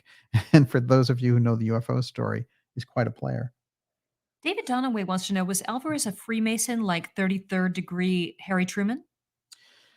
We'd have to double check on his Mason status, but certainly Truman was deep on the Mason side. And it's interesting because Truman really took the place of the person who was going to be the ex-president, which was Henry Wallace. And Wallace was in the deepest category of initiate of the Theosophical Society. So you were going to have a real mystery school president there as soon as FDR left this world. FDR comes up tonight as well, if we can get him in. But this is Arthur Lundahl. Now, here's the interesting piece with Lundahl. Lundahl is associated with the UFO file because he runs NPIC, and they handle all of the photography analysis for Project Blue Book. So his specialty is the UFO file. He is the person who tells President Kennedy that there are Soviet nuclear missiles in Cuba as well. And his presence at the Cosmos Club with people like Hynek and all the rest, he's another one of these operators and players on this very, very deep level. Now, what's interesting is one of his most unusual appearances is at a channeling session where they have a woman there who is channeling aliens, for want of a better term. And they actually say, in that channeling session, they ask her, well, can you prove this? And she says, yeah, look out the window. And they look out the window and there's a UFO that they see. These are intelligence officers. Where were these aliens supposedly from? Well, I'm going to read the story here, but it's interesting. There's no real explanation, but they're here to help us. Now, as soon as it came out and he was confronted about the fact that a memo existed because the Navy intel guy who went to set up this session had heard all these things about this woman in Maine who was doing this channeling. And Lundahl tried to deny it. And he said, that there was no such memo to his knowledge. He further claimed that when Friend arrived, the Navy man, and met with them, he was told by those present that no UFO had been seen and that the Navy officer did not go into a second trance when the Friend was present. This contradicts what both Friend and Embenegger told. So the other people are saying, no, this is how it went. And so he is Mr. Oh, I can't go on the record with any of this when we're channeling aliens and then we're seeing a UFO. Lundahl says, quote, never for a fleeting moment did I believe that this Navy officer was in communication with outer space, nor did I see a UFO. The demonstration was not done at our request. The man explained that Mrs. Swan, the channel, had shown him something called automatic writing, and that if asked, he would show me, Lundahl explained. He probably chose me because I was a friend and because I had done the photographic analysis work on the Tremonton UFO sighting. In fact, he had done all the UFO work for all of the UFO sightings at the CIA's behest for CIA Blue Book, and all of that extended over into the phony Blue Book as well. But there was a huge channeling piece, and it's in The President and UFOs, and guys like Grant Cameron have talked about this at length. But this whole piece about a channeling session involving a UFO sighting and Navy personnel, Lundahl was right in the heart of it and denying his face off that he was involved with it. A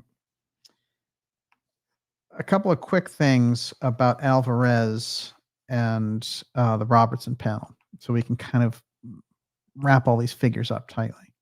Robertson panel first met formally January 14th, 1953.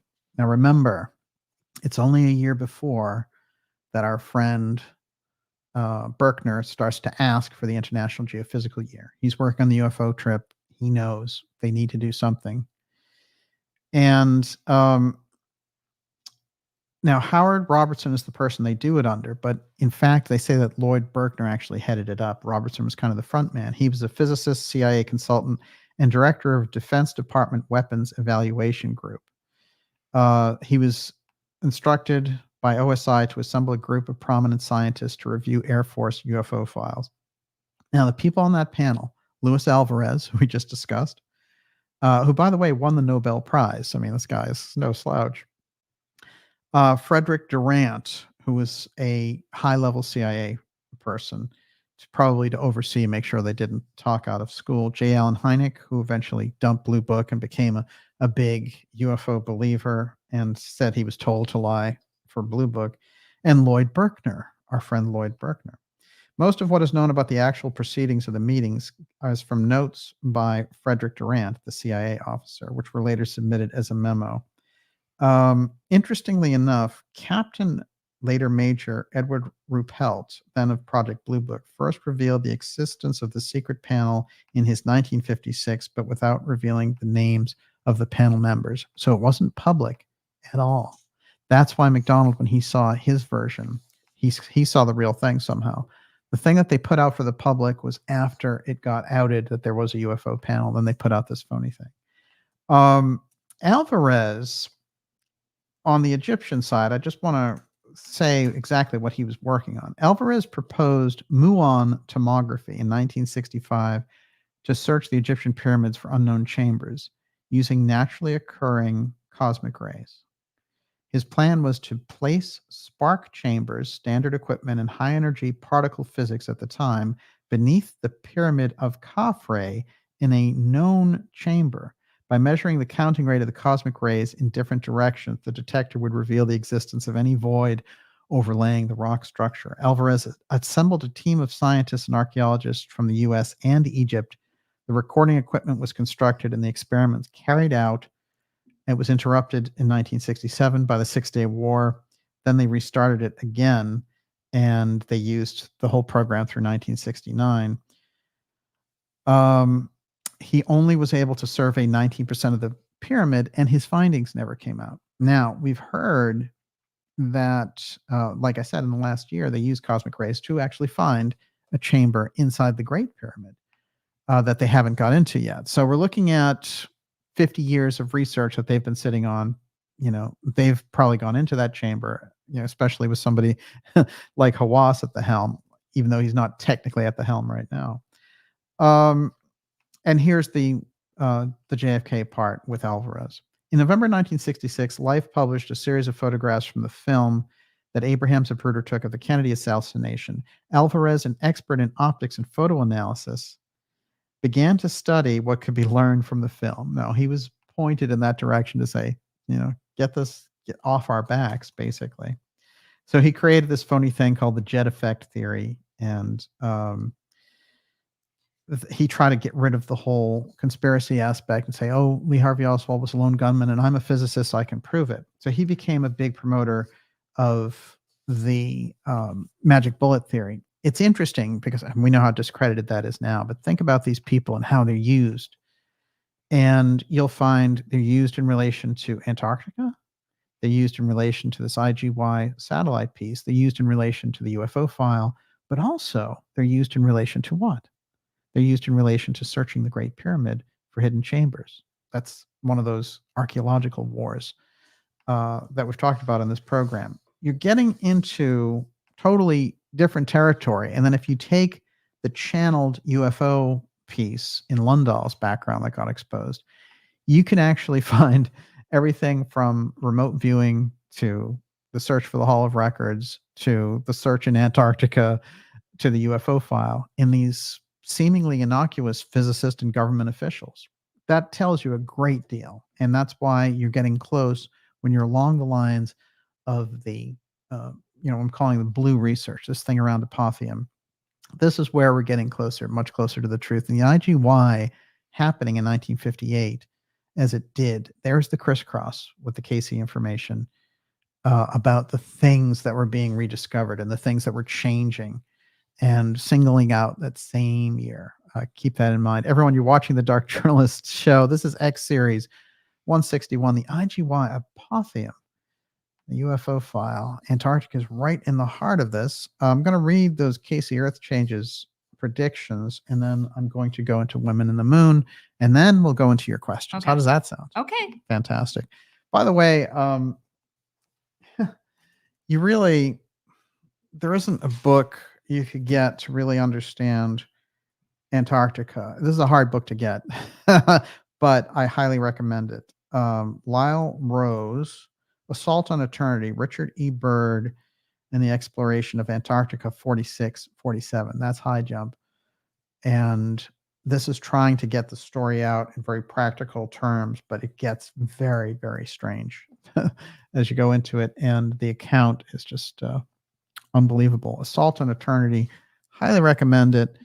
And it's not often a book cited. A lot of the books around Antarctica are kind of like, deal with it as a very freaky subject, and there's a lot of stuff that can't be backed up there. I'm sure there's all kinds of anomalous activity down there, but I always look for, even in the sanctioned books, there are aspects around Byrd's trip down there that I think open up a great deal for us. Women on the Moon, right? Mm-hmm. Before we get to Women on the Moon, the Casey Earth changes, I promised you. Check this out. They ask, what major Earth changes will occur in the coming years? They don't specify which years. But he says, portions of the now east coast of New York or New York City itself will in the main disappear. Well, that's interesting. This will be another generation though here. While the southern portions of Carolina and Georgia, these will disappear. This will be much sooner. The waters of the lakes will empty into the Gulf rather than the waterway over which such discussions have recently been made. It would be well if the waterway were prepared, but not for that purpose for which it is being considered. The area around where the entity is now located, Virginia Beach, will be among the safety lands, as will be portions of what is now Ohio, Indiana, and Illinois, and much of the southern portion of Canada and the eastern portion of Canada, while the western land, much of that is to be disturbed, of course, much in other lands as well. So safety lands. This is an interesting piece that Casey is bringing out there. Obviously, it's related to this pole shifting activity. These are the Earth changes that he's talking about. But they know that. So, here's Casey putting it out in a prediction, and we have other things, from the public mystery schools like anthroposophy and theosophy. They're telling us the same types of things. So there's massive Earth changes in there. And what the people who are controlling the information on the secrecy level, they're looking at data that's telling them these things as well. Only they're not sharing that with the public, because when those changes happen, in my opinion, they don't want to be caught on the tough end. They don't want that leveling to occur. So that's why we're in a very unusual, almost supernatural predicament with the way that the world is being handled at present. I believe it relates directly to what they've discovered in relation to everything from I.G.Y, the UFO file, and some of these Earth changes that Casey's talking about. This is part of that information from their study of the magnetosphere. And it's interesting because the magnetosphere will become a central player when we get around to research later in HARP. And then, of course, whenever they turn on CERN and they're activating that, it has all these changes to the magnetosphere. So they're playing with something there, and they're working in a totally interesting fashion. And what I'm going to do, since we're coming up on the 2-hour mark here, is I'm going to weave the rest of the research that I have for this into your questions. And we're going to start, Miss Olivia, I'm going to say, take it away. David Donaway, Alvarez was part of the famous JASON group, quasi-independent Defense Department and privately funded scientific group founded in 1959. So I am thinking Alfred Lee Loomis and the Rockefellers are helping fund groups like the Robertson Panel and JASON group. What is interesting is Alvarez with the JASON group is likely linked up with British scientists like Freeman Dyson. It is like a kind of private funded mini Manhattan Project carryover, methinks. Oh, wow. Very, very interesting. When we get into these groups, when you look for UFO Bilderberg, where would you go? How would you find it? What would it take to find UFO Bilderberg? And it would obviously be a moving diagram. They wouldn't use the same environment over and over again. However, we can trace it at different times and different places.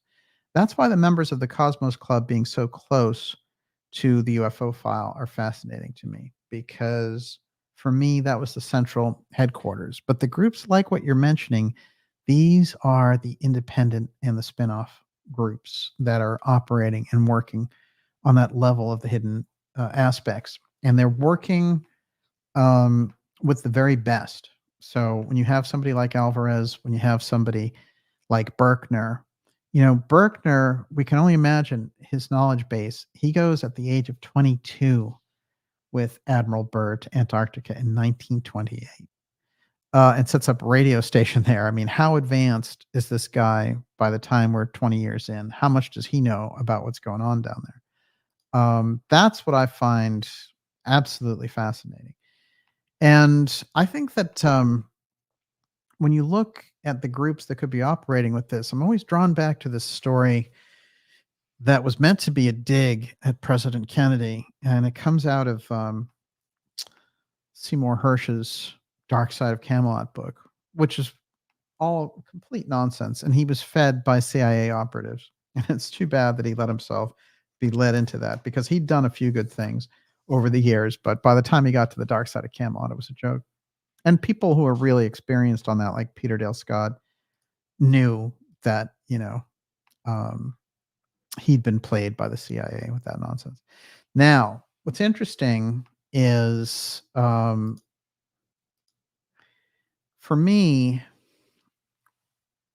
the groups that operate there obviously have to find certain types of channels. So I've talked about how Kennedy himself was fantastic at setting up channels of information. And I believe that he got this by dealing with his dad, and his dad must have figured this out.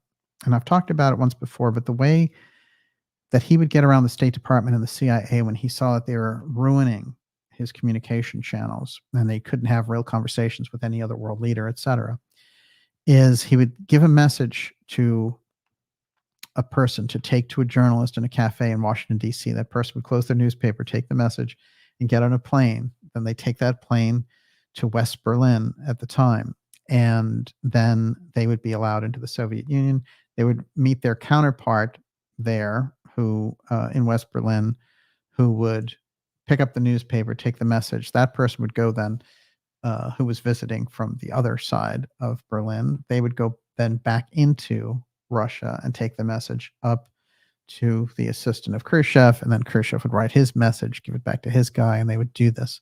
This is what was infuriating the State Department and the CIA, because they could not control the communication between these people. Those speeches that we know that live on in history that really shake things up, and President Kennedy's probably the finest, which is his speech at American University talking about what kind of a peace do we seek. That happened in June of 1963, before he was assassinated, and it said we have to see the Russians as people like we are, and we all breathe the same air. In the final analysis, we're all human. That's exactly what they did. They didn't want to humanize the other side, so they were on the deep state side. They were incredibly furious about this, but it worked both ways, because there's a famous interview with Gorbachev, in fact. And I have that fascinating photo of Gorbachev meeting Jackie Kennedy before he goes to the Texas School Book Depository. It's an interesting place for him to go and make a speech. But he's there, and Gorbachev, said, well, it has occurred to me that Kennedy was making a deal and working with Khrushchev in a way to avoid war, and some mechanism was trying to avoid the two of them getting together to do this. But what's weird is that he doesn't say what the mechanism was, as if even after leading the Soviet Union, even after being at the center of history and doing all these deals with Reagan on nuclear reduction, which are being unraveled now through the idiocy of the Biden administration, he still didn't know exactly what it was that was getting in the way of these peace developments. There was something. He didn't name what it was. He just he said, well, there must have been this force that was stopping the peace effort on both sides, because on Khrushchev's side, he was starting to be like, well, I'll go to maybe we can go to the moon together. And, after the Cuban Missile Crisis, they had come to a certain type of understanding. Well, nobody, in that deep world wanted that. And the fact that Gorbachev is there talking about it after being the leader of the Soviet Union, and he doesn't know who it was, lets you know that the group that we're talking about and we're looking for is stealth, really stealth. And he probably, he had maybe had some idea, but he did not put it on the record, one, and two, he didn't seem to completely know who it was that was blocking those efforts back then. I mentioned as we were getting along here, since we're on the Kennedy tip, that Robert Kennedy, immediately after President Kennedy's assassination, asked to meet with CIA Director McCone. They met within 15 minutes at Bobby's ranch and in Virginia. That's the shot, and that's where I believe Bobby Kennedy placed the booby trap in their filing system that they could not get around, and that any attempt to remove it would set off such alarm bells that they just sat on it for 60 years. So Bobby Kennedy, again, coming in from Joe Kennedy, just like Jack had learned all these things from Joe Kennedy, they had figured out how to get around this system. And somehow those files, the reason that there's still such a technical hot potato, geopolitical hot potato in the deep state structure today, 60 years later, there's no explanation for that except for the fact that somehow Bobby Kennedy left something in those records that they could not rub out. Everyone, you're watching the Dark Journalist Show. This is X Series episode 161, I.G.Y Apotheum UFO File Antarctica. We're taking your questions. I want to remind you to go to darkjournalist.com and sign up for our newsletter. That keeps us in touch through all the incredible censorship, DDoS, text attacks, chat attacks, ideas room attacks, what you name it. But we come through it all by using the newsletter and staying in touch that way. And that's a free newsletter.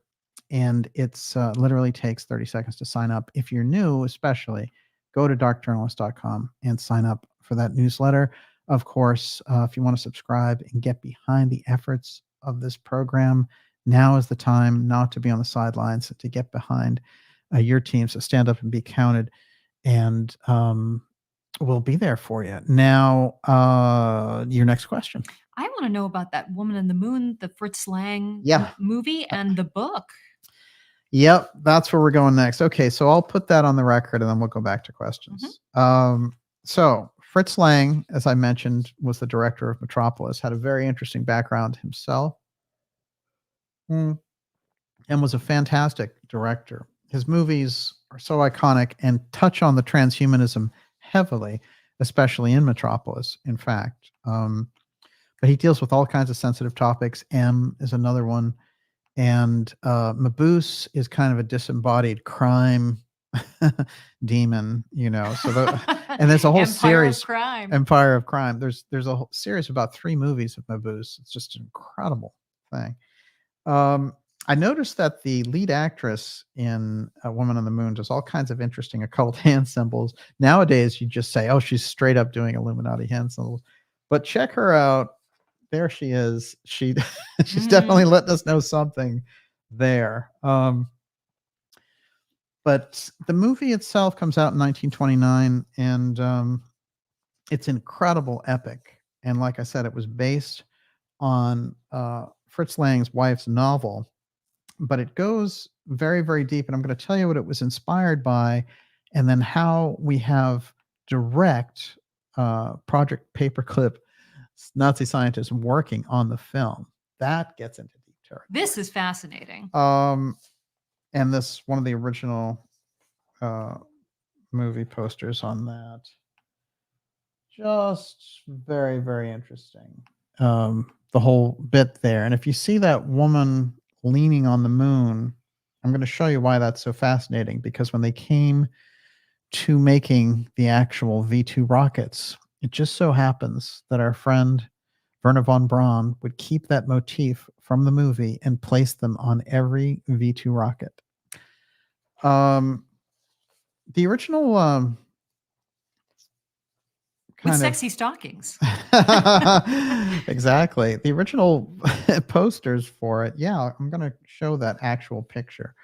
But the original posters for this are quite interesting. I also want to point out that it was remade as an American movie like a decade later, called Rocket Ship XM. Okay, get ready for it. And what does XM stand for? It actually means Expedition Moon. Ah. But here's the V2 rocket symbol that von Braun made sure to place on every V2 rocket, and also Dornberger, who worked on the film. It is a woman on the moon on a rocket, and a naked woman. They jazzed up, except for the stockings and some pumps, I think. Now, here's what's interesting about this. So when I was getting into the paperclip Nazis working on that film, and just how interesting that movie is about how they're basically going to the moon for gold, and how this all comes out of one of those original Nazis writing a book in 1923 called The Rocket into Interplanetary Space. I found out that there was a secret society of rocket scientists in 1932 to 1934 in Germany before they were shut down, and that they called themselves the Spacecraft Group. And it's very interesting because one of the members was Dornberger and Hermann Obert. And now what's interesting is his book, The Rocket into Interplanetary Space, according to this article, fueled a German craze for space flight. Obert and his young disciple, science writer Willy Ley, served as technical advisors to Fritz Lang's movie, adding weight to the story about a privately funded rocket with an unconventional crew in search of gold on the moon. That's quite interesting. Lang helped finance a planned rocket launch to celebrate the movie's premiere, although the proposal fizzled out. Obert became and was later recruited by the Nazi missile program and contributed to the development of the V-2 rocket. So wait, they were going to do an actual rocket launch for the Yes. launch of the movie? Yeah, in 1929. Wow. Amazing. Woman in the Moon begins as an energetic film. The first half is largely devoted to a criminal conspiracy. A gang of plutocrats fronted by a German master of disguise and suave thuggery named Turner plot to steal a rocket designed by an aging mad scientist from his earnest young protege, entrepreneurial astrophysicist Helios. Now, working from a novel from his wife, Thea von Harbo, Lang sought the work of Hermann Oberth. So that's where the whole thing about the book came up. Now, remember, NASA is gearing up to send their first woman into space and through Artemis, right? But of course, they keep pushing out the date. It's like, oh no, we're going to do it eventually. But oddly enough, we haven't seen it happen. But interesting to me that Woman in the Moon, and then you finally getting around to this. Now, what's interesting is as I went into it, I wondered what really was inspiring these Germans about space anyway. And in the back of my head was that little NIMSA thing that Walter Bosley brought forward about that strange group that came from Germany. And through the work of Delschow, we became aware was this airship club, the Sonora Aero Club. And there's a lot of very interesting information that he brought forward about that. Now, going deeper into it, suddenly I found something that may be a person right in the heart of that NIMSA thing, or aware of it in any case, because his work is just too advanced, but still largely untranslated to English audiences. Let's find out who Kurt Laswitz is. This is the book that came out in 1971, 100 years after he wrote it. And the English audience, in America got a butchered version of this, which took out most of the main parts. Now, about this book, Werner von Braun would say, they call it Two Planets, quote, "I shall never forget how I devoured this novel with curiosity and excitement as a young man, and I believe that reading it today will be of enhanced interest when electronic and human eyes have already gathered their first direct impressions from the moon and our neighboring planets. From this book, the reader can obtain an inkling of the richness of ideas at the twilight of the 19th century, upon which the technological and scientific progress of the 20th is based. We may also realize what fascinating possibilities are opening up for generations of the 21st century, when through the expansion of the universe, our dreams and fancies will become reality." That's von Braun giving us the big shout out to this book. Here's the writer and his own background, deep in mathematics, etc. It's hard to get a handle on the mystery groups he's associated with, Kurt Laswitz. And but I'm going to read you a couple of interesting things about the books themselves, which include the fact that they go to Antarctica and they encounter a bunch of Martians that are living there. By the way, there are Martians living where? In Antarctica. Oh. That's the Artemis symbol, by the way. Woo, woo, woo. All right. A group of Arctic explorers looking for the pole find a Martian base there. The Martians can only operate in a polar region, not because of climatic requirements, but because their spacecraft cannot withstand the rotation of the Earth at other latitudes. The aliens resemble Earth people in every respect, except they have much larger eyes with which they can express more emotions. Their name for the inhabitants of Earth is the small-eyed ones. Laswitz Martians are highly advanced and initially peaceable, they take some of the explorers back with them to visit Mars, dominated by canals. The Martian society seems to be enlightened, peaceful, and highly advanced at first, but later the explorers learn about a plan to colonize Earth for farming solar power. 1871. In the following years, Mars subdues with ease every major government on Earth by force and diplomacy and promises to bring peace, education, and prosperity for all. Well, that sounds familiar.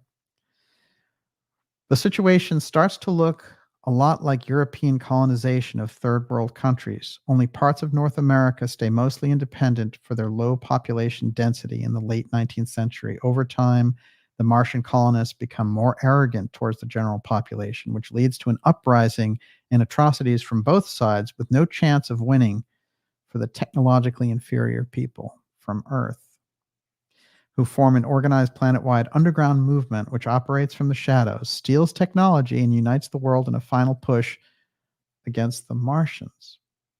In the final confrontation, both sides are faced with no way of winning the conflict, as both sides have the power to annihilate the opposing infrastructure, but not the opposing armies. In the end, an uneasy truce is made, and Earth's freedom is changed forever. What's interesting is the people who observe this book say that his calculations about traveling to the moon and to Mars end up being accurate. But the book was written in 1871, almost 100 years before we made our trip to the moon. Try to figure that one out. Now, it's interesting because they say that the book influenced Wernher von Braun the same way that Goddard was influenced by War of the Worlds. But it seems to me this guy, was really on the ball and was dealing with deep, deep inside information about what was coming up. There's also a lot of predictive activity in the book from that long ago. Now, there was a lot of confusion around when the book finally came out in America in 1971. And the English translation of that book, like I said, is very controversial because it leaves out dramatic sections and it reorders the thing as if really, somebody wanted to keep that information out. How you'd get a full translation from the German, that's probably a worthwhile effort considering the people who were behind it. But for me, there's something very, very unusual about that book and Fritz Lang's working with the paperclip rocket scientists to make Women in the Moon. Everyone, you're watching the Dark Journalist X series. This is episode 161, International Geophysical Year, Women in the Moon. Take your pick. That is crazy. We're taking your questions now, and we suffered a major kind of chat attack in the ideas room with all these bots and things trying to confuse the output, and I guess there's still a little bit of that going on. But Miss Olivia held down the fort on that. How are we doing out there?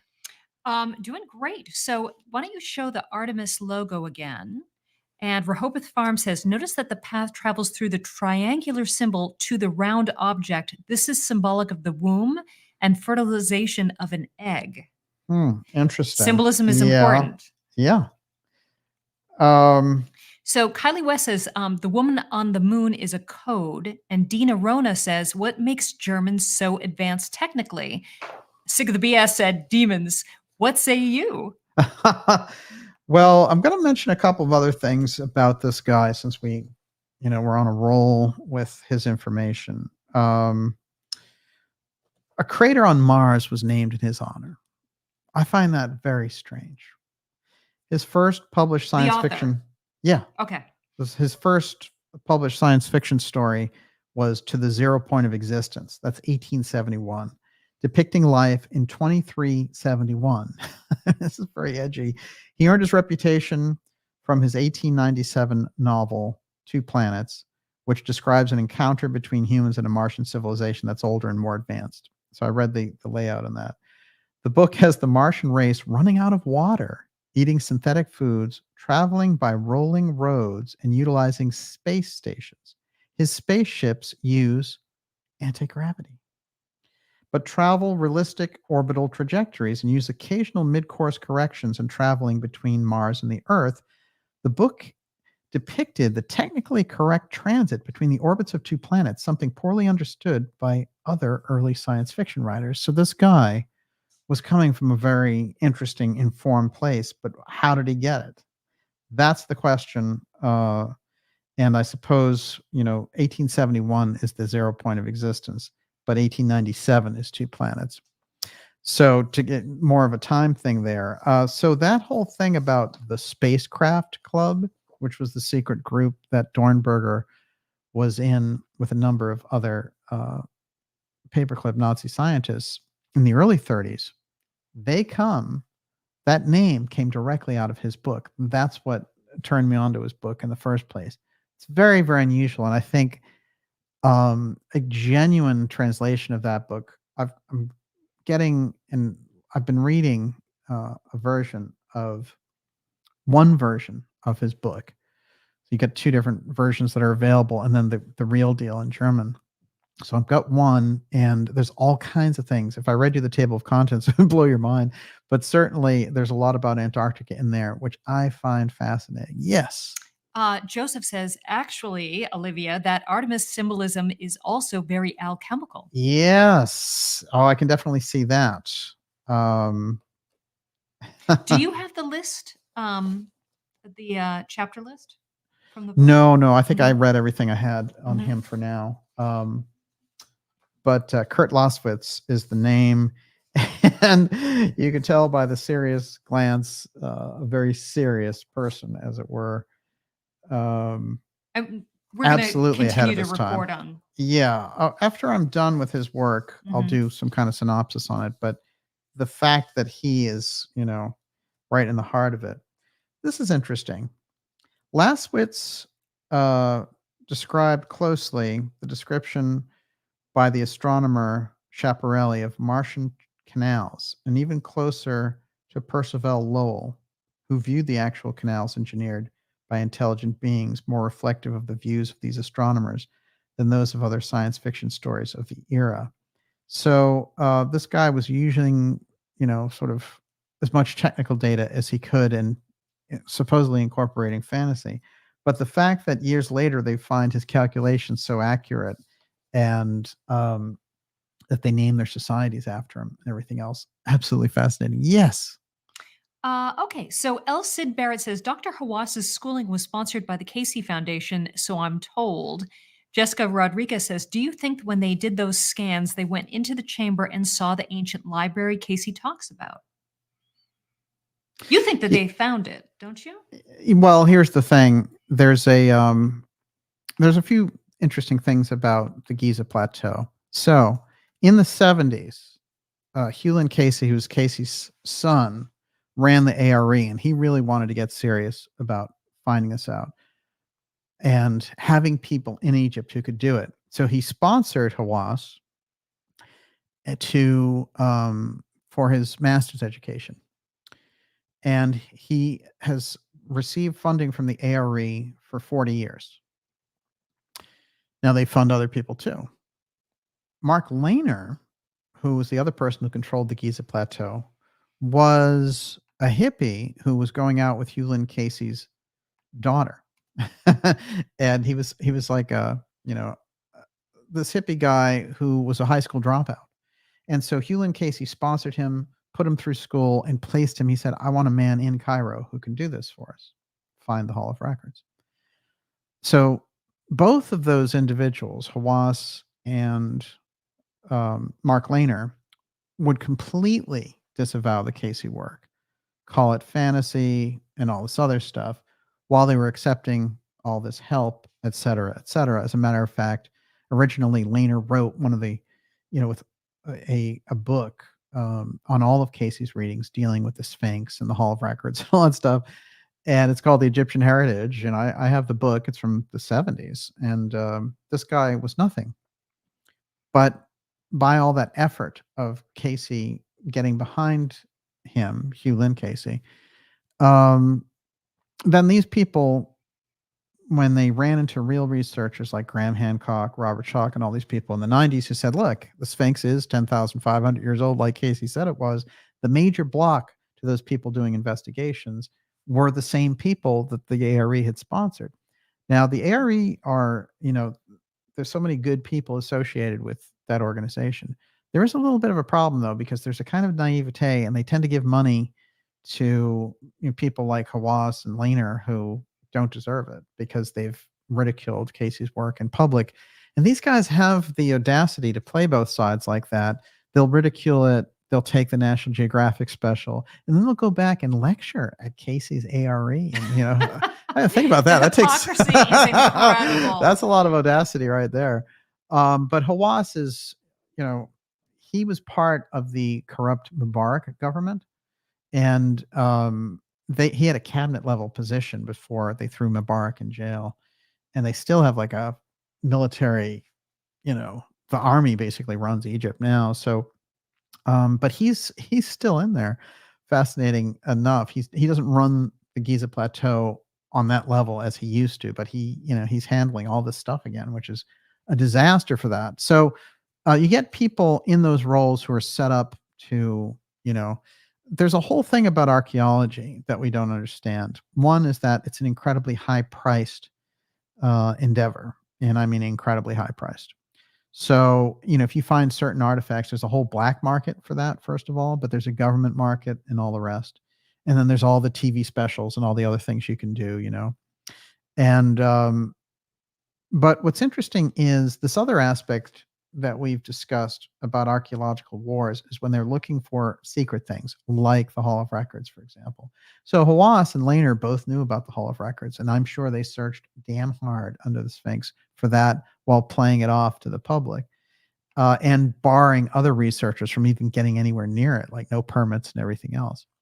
But there are things that say in the Casey readings directly that there are basically kind of etheric sentinels, that the Hall of Records can't be passed until a certain time. But one of the things that they're looking for in relation to that Hall of Records is that inside there is the description of the setup for the Two-Eye Stone, which is a huge worldwide energy source that the Atlanteans used.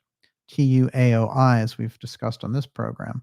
That aspect, I think, you can't avoid when you're talking about the hijinks that we've experienced, and some kind, I've called it Giza Gate, because that's how I look at how things have been controlled over there in Egypt. Yes. Ratboy Genius says Graham Hancock ultimately destroyed Hawass's legitimacy.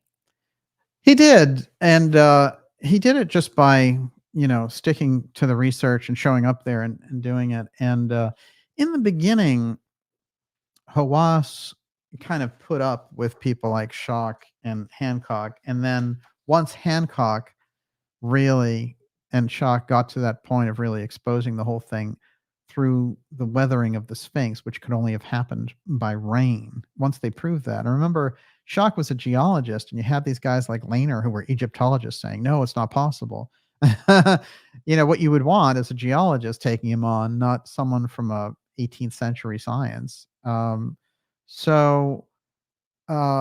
they try to do there was just bury it. And but the fact is that everything that Casey had said about it, the exact time of when the Sphinx looked out at the constellation of Leo was 10,500 BC, which is when Casey said the Great Pyramid of Giza had been constructed. Now, this is interesting because he also says, well, when they constructed it, however, they were doing archaeology themselves, which means the structure of the Giza Plateau is much, much older, even than 10,500 BC. So here's the problem. Traditional archaeology, 2,500 BC for the Great Pyramid and the Sphinx. Casey's dating 10,500 BC. There's 8,000 years in between there. But Casey also says, oh, they were doing archaeology. That's how they found the Giza Plateau, which means there was already a civilization there. That's much further back than 10,500 BC. So we're, in terms of how we deal with these things officially, they're completely lost. And what they did is they decided in the 19th century, 18th and 19th century, that the layout of the dates based on these kings or whatever, like here's this dynasty, they basically were guessing. They didn't have any technology, but that has become a kind of tradecraft science, and what they've been able to do is just maintain that. Meanwhile, in the background, they're looking for other things, and that, they don't need to tell us about that. They just, at some point, their story falls apart more and more. Göbekli Tepe now has been dated to 12,000 BC. So they used to say, well, show us another civilization. Well, there it is. And it's in Turkey, which ain't so far away, right? So there you have Casey's work opening that whole thing up. But what was Casey saying? He was saying, look, 10,500 BC, all the fleeing Atlanteans, because their lands were falling into the ocean, they were coming into Egypt. And there were problems because they brought in the weirdness of the fact that they were advanced and the Egyptians were primitive. And you had all that going on, but also that they brought along these automatons, which were basically cyborgs that the Atlanteans had created. I mean, this is how rich and deep the Casey story is. That's the part that I think the Casey Foundation has a problem with, because it's so edgy that they just don't talk about it. It was edgy 100 years ago. And that's how advanced Casey's work is on that. In my opinion, the Atlantis research, nothing touches the Casey Atlantis research. It's so in depth that you still, I think people who would study it for years are still learning a great deal. Yes. I love this quote. Adam Frank says, "I'm getting confused about how confused I am." Right. And that so often happens during a show where, I think it's the more you learn, the less you know. Absolutely. I wanted to point something out. I got an email recently. This has been happening a lot, which is the impact there. Even if you're confused in the ideas room, you're still making a big change. I've noticed that a lot of the concepts that we've put forward and that we've bandied about in the ideas room and on the show have been really breaking in so many different ways and so many different levels. And one of those things is I found out there was there's a company called academia.edu, and they have all these papers in different colleges and things. And what they wanted me to know, and when I went through this, I was able to verify it, that there are over 900 papers on a university level around the world that deal with the X series. Isn't that interesting? Just think about that. And there's been a lot of things like this recently, which, let you know that the ideas and the things that we talk about here are just ricocheting in so many places you can't even imagine. Here's one that's fascinating. Alamy, which is a stock photography company, they have a section on conspiracy now, which I think is hilarious, but where you can go in and get conspiracy stock photos. Guess who appears now in conspiracy stock photos? I'm going to point them out to you. That is our friend, Lloyd Berkner. Wow. How about that? How do you think he got in there? Somebody at Alamy is listening. There you are, Miss Olivia. Lloyd Berkner. Lloyd Berkner in the conspiracy section of Alamy stock photography. Now, these are the types of things. When did you first start talking about him? Oh, probably a couple years ago. Mm-hmm. But and it's true, like the research and I think the information around Berkner is coming out. And what's interesting is people use it without context. And I've pointed this out to you, and I won't get into a big thing about it, but it's always better to use context. And this is why, you have to see that a lot in the alternative media. There's all of this pilfering of concepts and things and not attributing it back to the source. In anything that I do, in any episode, you know exactly where the stuff is coming from. And, any original ideas versus research ideas that are out there that you're working with. It's interesting, in my interview with Dr. Farrell, we were talking about where the Giza Death Star concept came from. And the idea of the pyramid as a weapon. Zechariah Sitchin does a whole thing about it. There's no, I'm going to use the Zecharia Sitchin idea and, no one's going to notice. So that's a real academic approach. That's what we do on this show. I don't know what happens in the independent media. You do a show and then people just run around with the ideas half cocked and don't attribute them anywhere. It's embarrassing on a certain level. So, but when it comes to things about Berkner and some of those things, it's much more important to put them in the context, just like the context of D.H. Byrd being associated with Admiral Byrd and owning the Texas School Book Depository.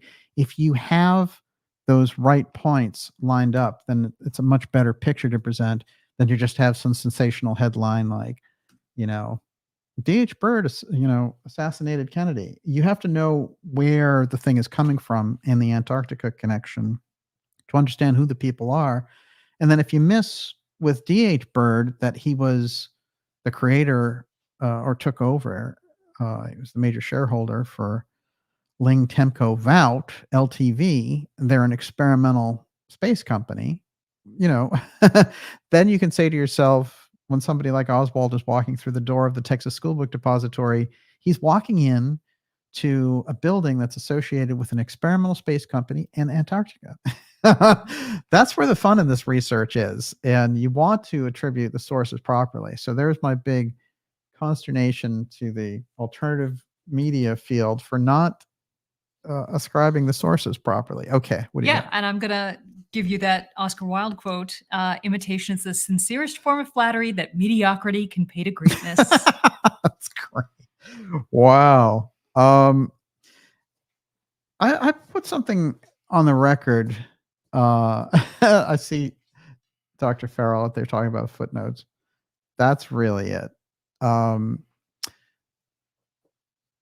So I've mentioned about Lloyd Berkner and this ceremony that was to take place at the Trade Mart with President Kennedy. Now, from the Dallas newspaper, reporting on it on the 50th anniversary of the JFK assassination, here's what they say the ceremony was to consist of. And then let's think in our own minds, do you think this was going to be just some normal speech with Lloyd Berkner? By the way, it was going to be Berkner and Kennedy on stage. The same Lloyd Berkner we've been talking about all night. The plan would require a helicopter, a military honor guard, and a band. The proposal had Kennedy presenting to Berkner a flag that had flown over the nation's capital. A flag would be couriered from the site to the presentation at the Dallas Trade Mart via helicopter to the Richardson campus. Closed-circuit broadcasts from campus would show the courier being met by an honor guard and band awaiting Kennedy's command to raise the colors with the new flag. The plan drew from the World War II military service that linked Kennedy and Berkner. Kennedy famously commanded a U.S. Navy patrol boat, PT-109, the Pacific Campaign, and Berkner, as a rear admiral in the U.S. Naval Reserve, gained global recognition for the scientific breakthroughs he fostered. In this scenario, Kennedy was to present Berkner a ship's bell engraved with a quotation from Kennedy's inaugural address. The thousands in attendance at the luncheon, including national journalists, would then get a glimpse of the center through film clips and the October dedication of the building known today as the Founders. Now, Kennedy had these plans set up, and it's interesting because I've looked at the various plans and the actual handwritten notes of setting them up. And here's how it was going to go. They say over the Capitol here, and the notes that I read said over the White House. So a flag that had been over the White House. Kennedy was going to hand the flag after it was helicoptered in, and it had to be this special flag that would flown either over the Capitol or the White House. And he hands it to Berkner before he makes his speech. Berkner in his notes writes, and here's his actual note from Berkner. President Kennedy was to have made a major national and international address in Dallas. So in Berkner's own notes is this is going to be a major address. Kennedy is setting up a helicopter to bring in a flag from the nation's capital. So something gigantic was going on there. And it's interesting because I've talked about this weird maze about the speech as well, because what's interesting is Berkner says in a little note to his students, I know these tragic events will move all of us deeply and that we unconscionably redouble our efforts to build the intellectual qualifications of our institution, of our nation, about which our late president, here as our guest, was to speak so graciously. I know you would like to see what he planned to say. I am conveying to you as much as I can of his never spoken words. So what's interesting is we have a lot there in what Berkner said. But if you go into the notes, you get even more. So just before this, at the UN, Kennedy had talked about a joint space mission with the Russians. In the background, he was talking to Khrushchev about joint space program. This is the nature of the problem that was going on with the deep state and Kennedy in relation to the UFO file and the Soviets in going to the moon together. So when you get into that and you look at the original members who were handling MJ-12, you've got right there in the corner our friend Lloyd Berkner listed in the documents as one of the original members of MJ-12, along with Forrestal and Vannevar Bush. Those pieces click together and come together in such a fashion that when you think about Kennedy and where he's actually heading when he's assassinated, and you think he's heading to Lloyd Berkner, Mr. Antarctica UFO, Robertson panel, then the whole gravity of the thing takes on a different effect. And the fact that Berkner was going to be handed a flag that Kennedy was going to make the speech for, and it's the two of them on the stage. What was he about to announce? So later, when you dig into the speech, there's a weird thing where the LBJ is saying, oh, we don't know where it is and all this stuff. There's all this shuffling in the background. And then finally, something like 6 years later, there's a set of the speech circulates, and it has all this stuff about, I have the speech here actually, and it says all these ridiculous things that Kennedy would never say about how we need tactical nukes and all this stuff. Kennedy was all about reducing the nuclear tensions. So the book, the speech was dramatically altered. And later, what's interesting, I would read articles about it from the 50th anniversary, and they would say, oh, the Associated Press put out a copy of the speech, but it's not the speech. It's this altered weird thing that came out of the Johnson administration after the fact. What actually happened to the speech or what the speech was going to say, we don't know, but we know from Berkner's notes that it was going to be internationally staggering. Well, him standing there saying we need more nuclear weapons doesn't stagger anybody. So that's a really kind of important piece of history that I think we can put on the record. Everyone, you're watching the Dark Journalist Show. This is X Series 161, I.G.Y Apotheum, and the UFO file. We've gone in here on Kennedy. By the way, that's the shot of the trademark of everybody waiting for that speech of Berkner and JFK, which never happened because he was assassinated along the way, wouldn't you know it, by a magic bullet. One quick thing about Berkner, too, on the record in his own bio. They say he had a wildly successful career in telecommunications with the Bureau of Standards and later the Carnegie Institute. Vannevar Bush was in the Carnegie Institute. He led it. With such notable achievement as aiding Byrd's first voyage to the Antarctic, he was a special assistant to the Secretary of State in 1946. That's pretty major. And he became the full-time president at AUI.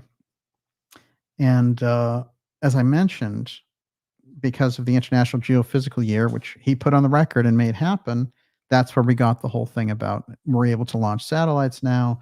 And he was the one on the record who shows up in the historical record who is announcing that we have Sputnik, and that means we need to get into space too. So that puts him in a very, very interesting class, I would say.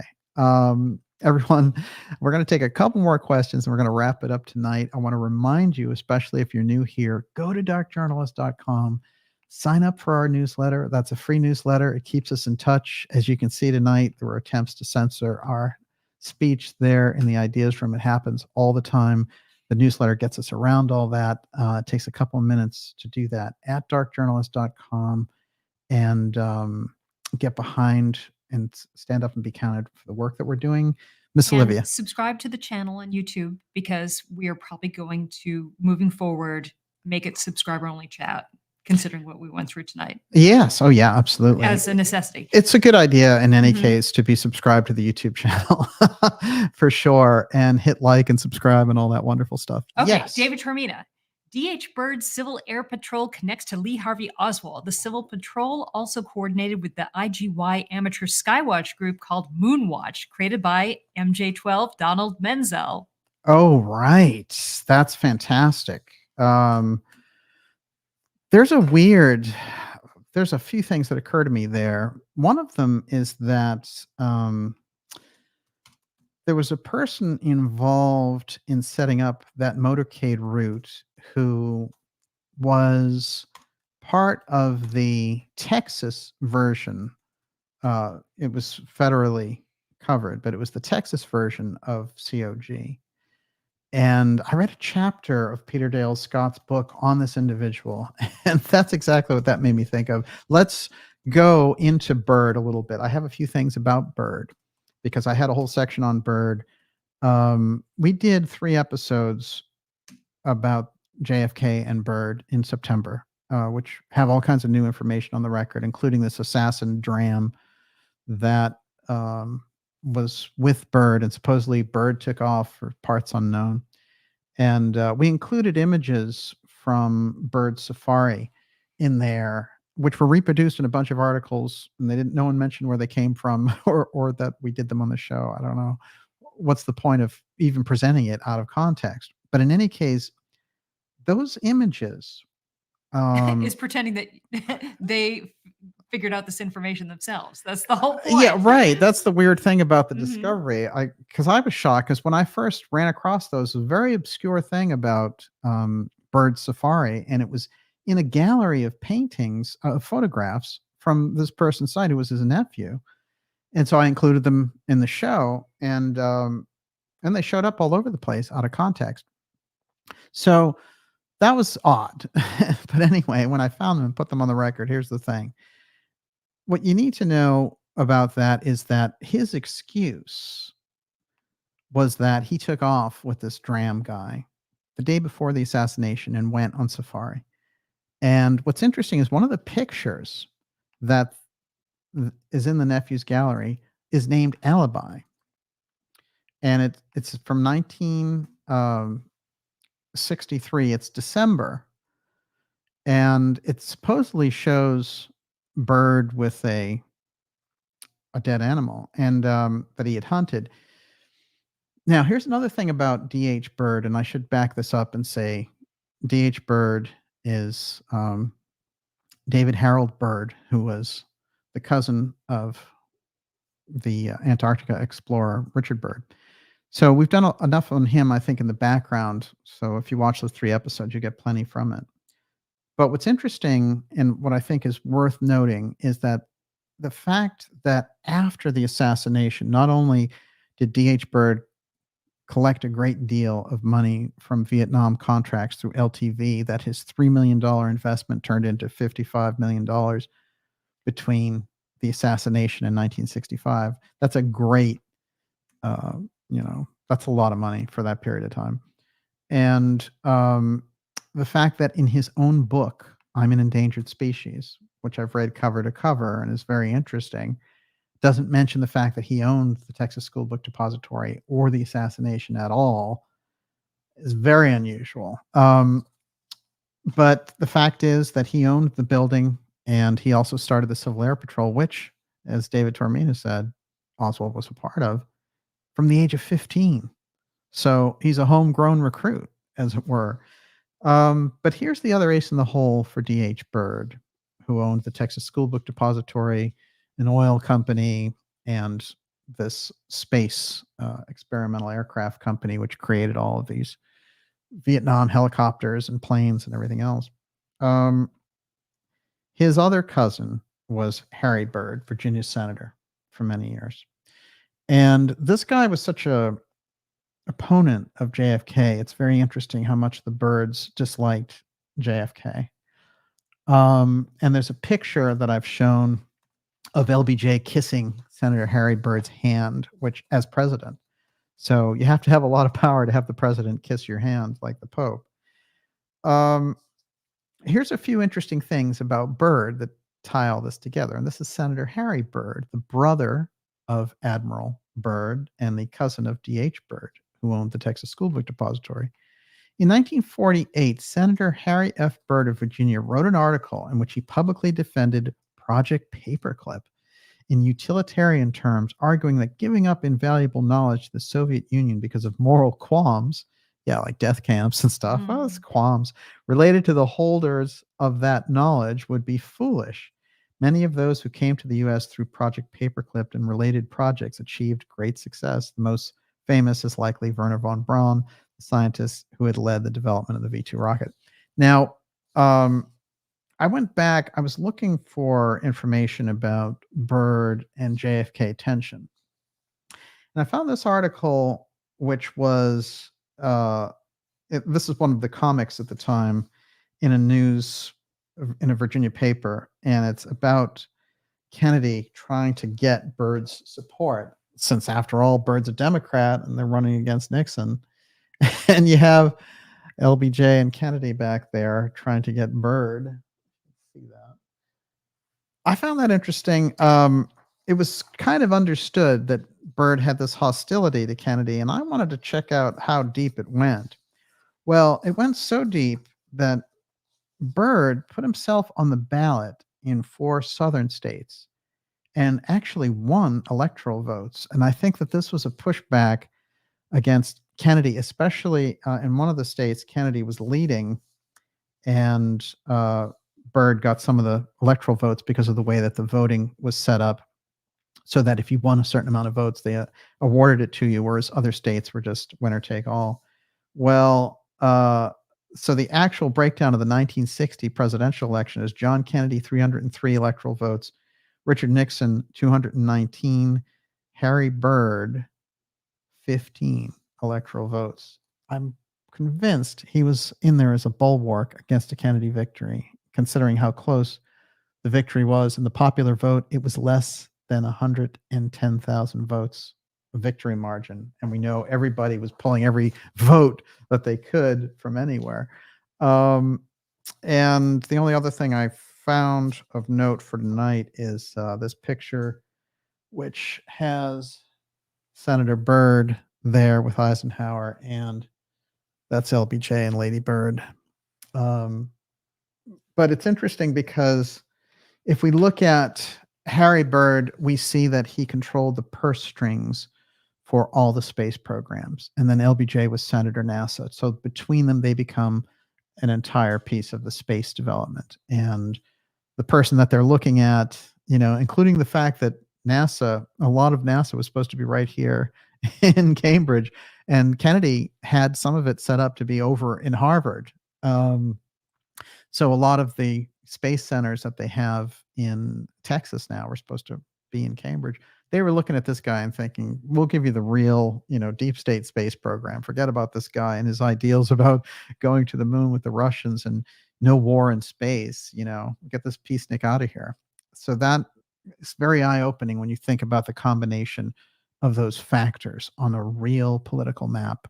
And that is Harry Byrd and the entire Byrd, Virginia political machine against Kennedy. And by the way, they were able to take the victory in Virginia away from Kennedy and give it to Nixon because of Byrd's lack of support for Kennedy and for supporting Nixon. So it's a real snapshot of that opposition. When you think about his cousin owning the Texas School Book Depository, it opens up a great deal. When you combine that fact with Richard Byrd, Admiral Byrd, the American hero, who, by the way, was very involved in I.G.Y and went back to Antarctica in 1955 as a setup for all this, but unfortunately died there, I think, in 57 or 58. When you see that connection of Antarctica directly to the fact that D.H. Byrd funded all of Admiral Byrd's expeditions to Antarctica, you are staring right across the abyss of a major Antarctica connection in the assassination of the president. So that's it doesn't get any better than that. With that, Miss Olivia, your last question of the night. It's a biggie. So ShadowNet said secret space program was born. And I think what that means is with the JFK assassination was the secret space program born, but of course it wasn't. It was already alive and well. Well, yeah, what's interesting is there's a document that came out, I've pointed this out, where Kennedy keeps sending McNamara back to NASA, and he says, I don't get it. You know, what's going on here? You know, I have Blue Gemini. That's the program. What's this other thing? Go back to NASA and tell them, scrap this other thing, because if they don't, I'm going to give that whole Blue Gemini program directly to the military, and you can forget about NASA on this. And he said, I don't understand it. Why would they need two public programs anyway? That's he's looking, and he's seeing there's a secondary space program. He's trying to figure out what's going on. How is NASA able to do that and do an end run around the president on it? So McNamara has some very interesting errands, and he actually does go and threaten the leader of NASA at the time was James Webb, and he says, you know, either you do this our way or, you know, we'll give it to the military. So that's on record. In my opinion, that's the first indication of a split in the space program, that he's seeing this thing going somewhere else. And when you look at the CIA connection in with the intel groups around space, and, you know, when you look at that advanced aerospace piece in association with the intelligence agencies, that's where Garrison, who did the only actual investigation of the murder of President Kennedy on a legal prosecutorial level, his conclusion was that it was the aerospace corridor of the military industrial complex. So anyone who comes in deeply enough will find the UFO file and aerospace right in the heart of the assassination. There's no getting around it. From Guy Bannister and Lee Harvey Oswald, and Guy Bannister setting up the X-Files and everything else, there's just, you know, it's undeniable. The question is why, and what plans do they have with space that, you know, forget about Vietnam and Cuba and all those things, which were important in their own day, but the larger plan, which is basically to rule things from a global grid, you can do that from space, which means you need control up there. You can't have that operating in a democratic fashion. And with that in mind, then you're also talking about, you know, how do they exploit things from space, the advanced technology they get, the things that they'll find on other planets, et cetera, including ruins. There's a lot of factors which don't come into the normal conversation around this. So you're dealing with a total battle for that space aspect. And when you get into the secret space part, listen, you know, the advances themselves, when you get into how we got to the moon and things like that, it's not very well explained, which means there is something held back on the technological end that we've never shared with anybody. And that was back then. So, you know, you think about how advanced we are now. And it's funny, when I was reading this article about Artemis, it was hilarious. They were like, well, we're going back to the moon after, you know, so the first time since 1972. Isn't that great? Well, the real question is, why is it 51 years later? And what have you been doing up there in the meantime? It's a ridiculous, I mean, it's the most obvious, open, unspoken scandal anywhere. Why did they stop going into space with manned missions? It's absurd. So, there's no explanation for it, and then you're supposed to just accept that they decided, hey, we're going back 50 years later. So there's a lot of weirdness there, and that relates to the weirdness with SpaceX and Elon Musk, et cetera. We are dealing with a totally different paradigm, and it was born in the heart of this effort, which was Berkner, who dealt with the UFO file, the I.G.Y piece, which did all that research, and then the espionage that they did on the UFO file in that period. that set this whole clash up. And so by the time Kennedy gets in, he's already dealing with an out of control national security state, and they have that UFO thing completely under wraps. And he makes huge efforts to change it. So that's where the big clash comes in. I think you see later clashes. I think Trump and the Space Force is just as big of a clash, really. And that's the attempt again. You want to roll that UFO secrecy aspect. You want to roll the whole UFO program back under executive control. Well, they've been trying to do that since, the Kennedy presidency. Basically, this is the nature of the problem. And that's why when you get charades like Schumer doing legislation, Schumer doesn't want to give anything to anybody. He's the one who said, well, Trump learned that the CIA runs this town or whatever, so he's not looking for the public to have transparency. Come on. Neither is the CIA. Why would anybody on Earth believe the CIA would want to give you UFO transparency? It's never going to happen. Those people that talk like that and like Grush and all that nonsense, come on, there's a background to this. And as far as I'm concerned, those are the last people you'd go to for any kind of disclosure. They're the masters of hiding things. And with that, Miss Olivia, I think we're done for tonight. Unbelievable. And you triumphed over the bots, too. Congratulations. Somehow they let up. It's been fantastic to be here with you, everyone, and great to do this episode. We're going to do a few shout outs, but before we do, Miss Olivia and the super chats. Okay.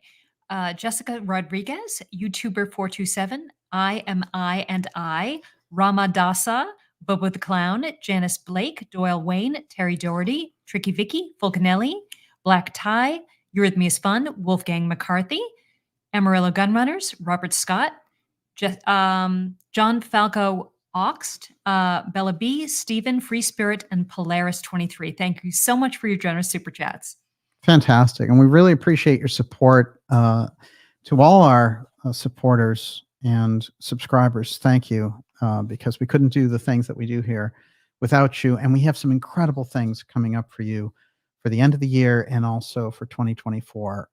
And we hope to be here giving you those shows and getting that really excellent information. I wanted to say this as just a little strange aside at the end of the program, that there was a news item in 1958, right after this International Geophysical Year was kicking in. And it's a New York Times story, and it says, engineer killed, Berkner kin hurt. New Yorker in crash of his car and that of scientist's wife and daughter. And they were seriously injured. Berkner's wife and his daughter were seriously injured in this car. And the engineer who was driving was also injured. I couldn't help but think that was one of those kind of warnings to Berkner. It could be just an accident. It's possible. It just seemed unusual to run across that in context. Also, I ran across what may be the creepiest picture of all time of Edward Teller, of course, the maniacal nuclear scientist, who also seems to show up in so many different UFO stories, including the Bob Lazar story of all things, that he wrote him some kind of a recommendation letter. Edward Teller poses with a model of the Soviet 100 megaton nuclear weapon, Tsar Bomba.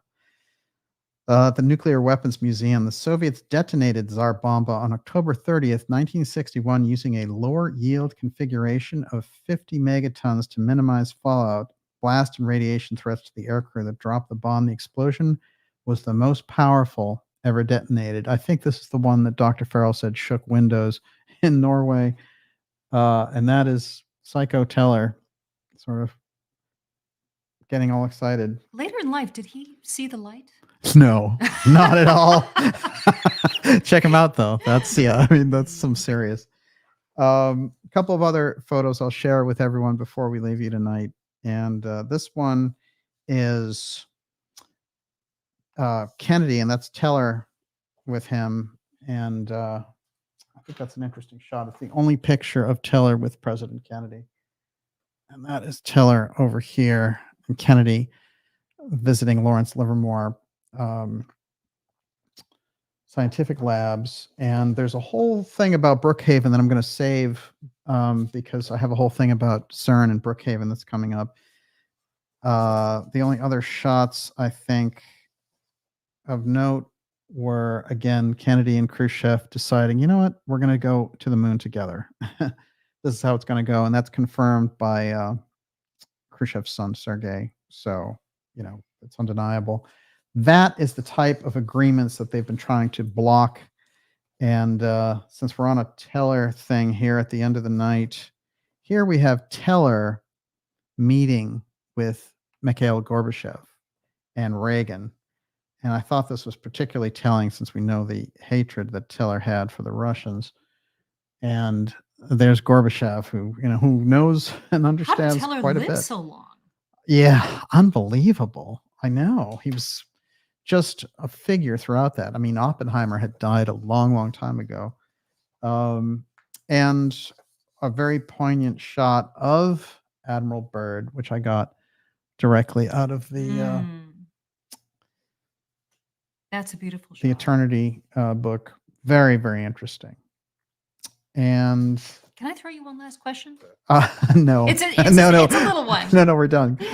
But go ahead. Yeah. Well, Najat was asking, it seems JFK was confident he was going to deliver this speech with Lloyd Berkner without fail. How is that possible? Because he had so many adversaries. There's something missing in the story.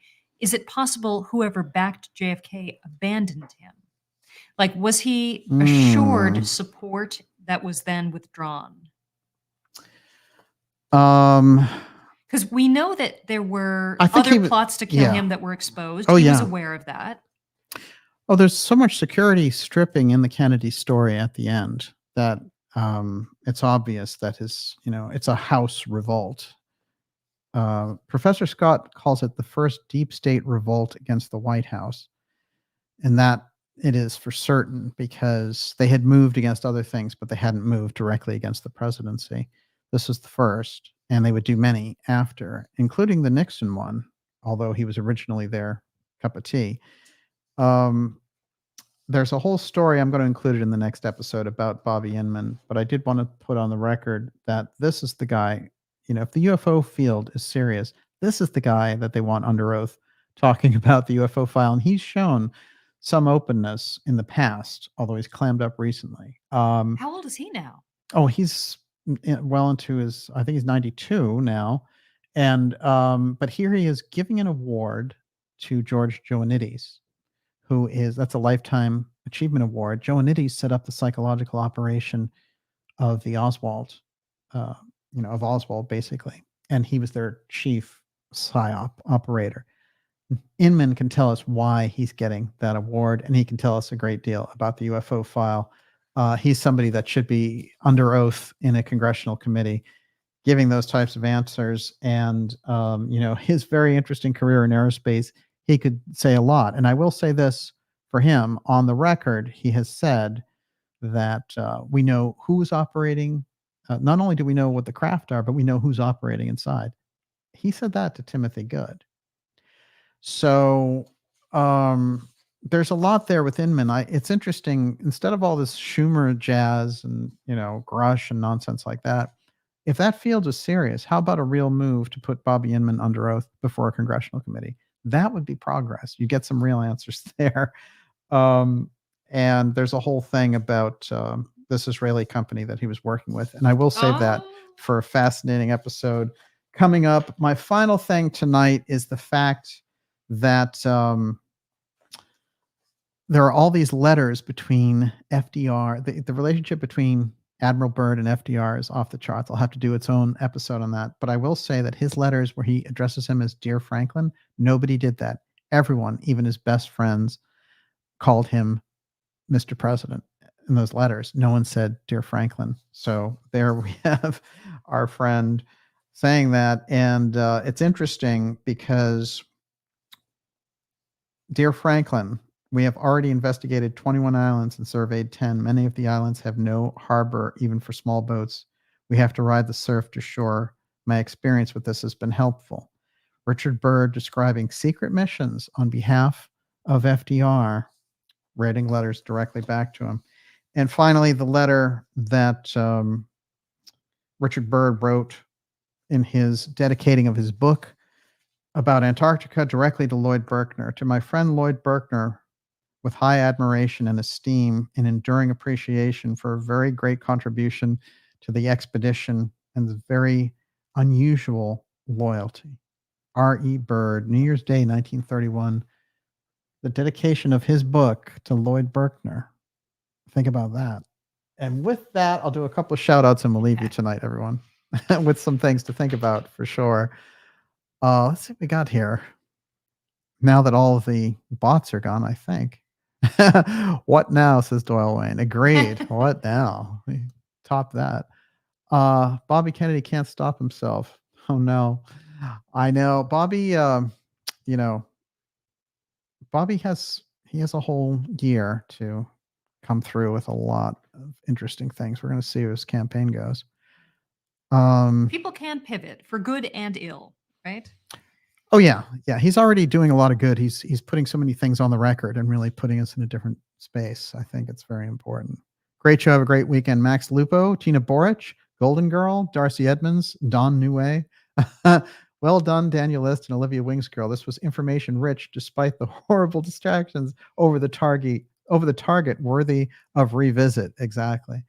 Yeah. Well, thank God Olivia was here dealing with the chat bombs, as it were. It got trippy. The ideas room was hanging in there in any case. Great job, DJ and Olivia. And it's just another day here at the shop of the X series, the Dark Journalist X series. We get that kind of attention. So much to process. Thank you. Thank you, Najat. It's great to see you out there. Fantastic. Terry Doherty, Olivia. Golden Girl just says Olivia. I like that. Whoa. What is that? That's one of those bots. Look at that. I don't see one. Oh. I think you are mistaken. Yes. Great show. Thank you very much, Corey Anderson. Tim Houston. It's great to see you out there. Great show, you guys. Coming back next week. I have an Easter egg here for you. Just say you heard it here first. I'm going to whisper the date. February 25th, 2024. Get ready. Get ready. Something very special is going to happen there. February 25th. It's a ways off. We'll see. Have a great night, everyone. And never let it be forgot. Once there was a Camelot. We'll see you all next week and have a fantastic weekend on our behalf. And we're wishing you all the best. God bless everybody. Fantastic. And it says on broadcast, but after all, it never really ends. See you soon.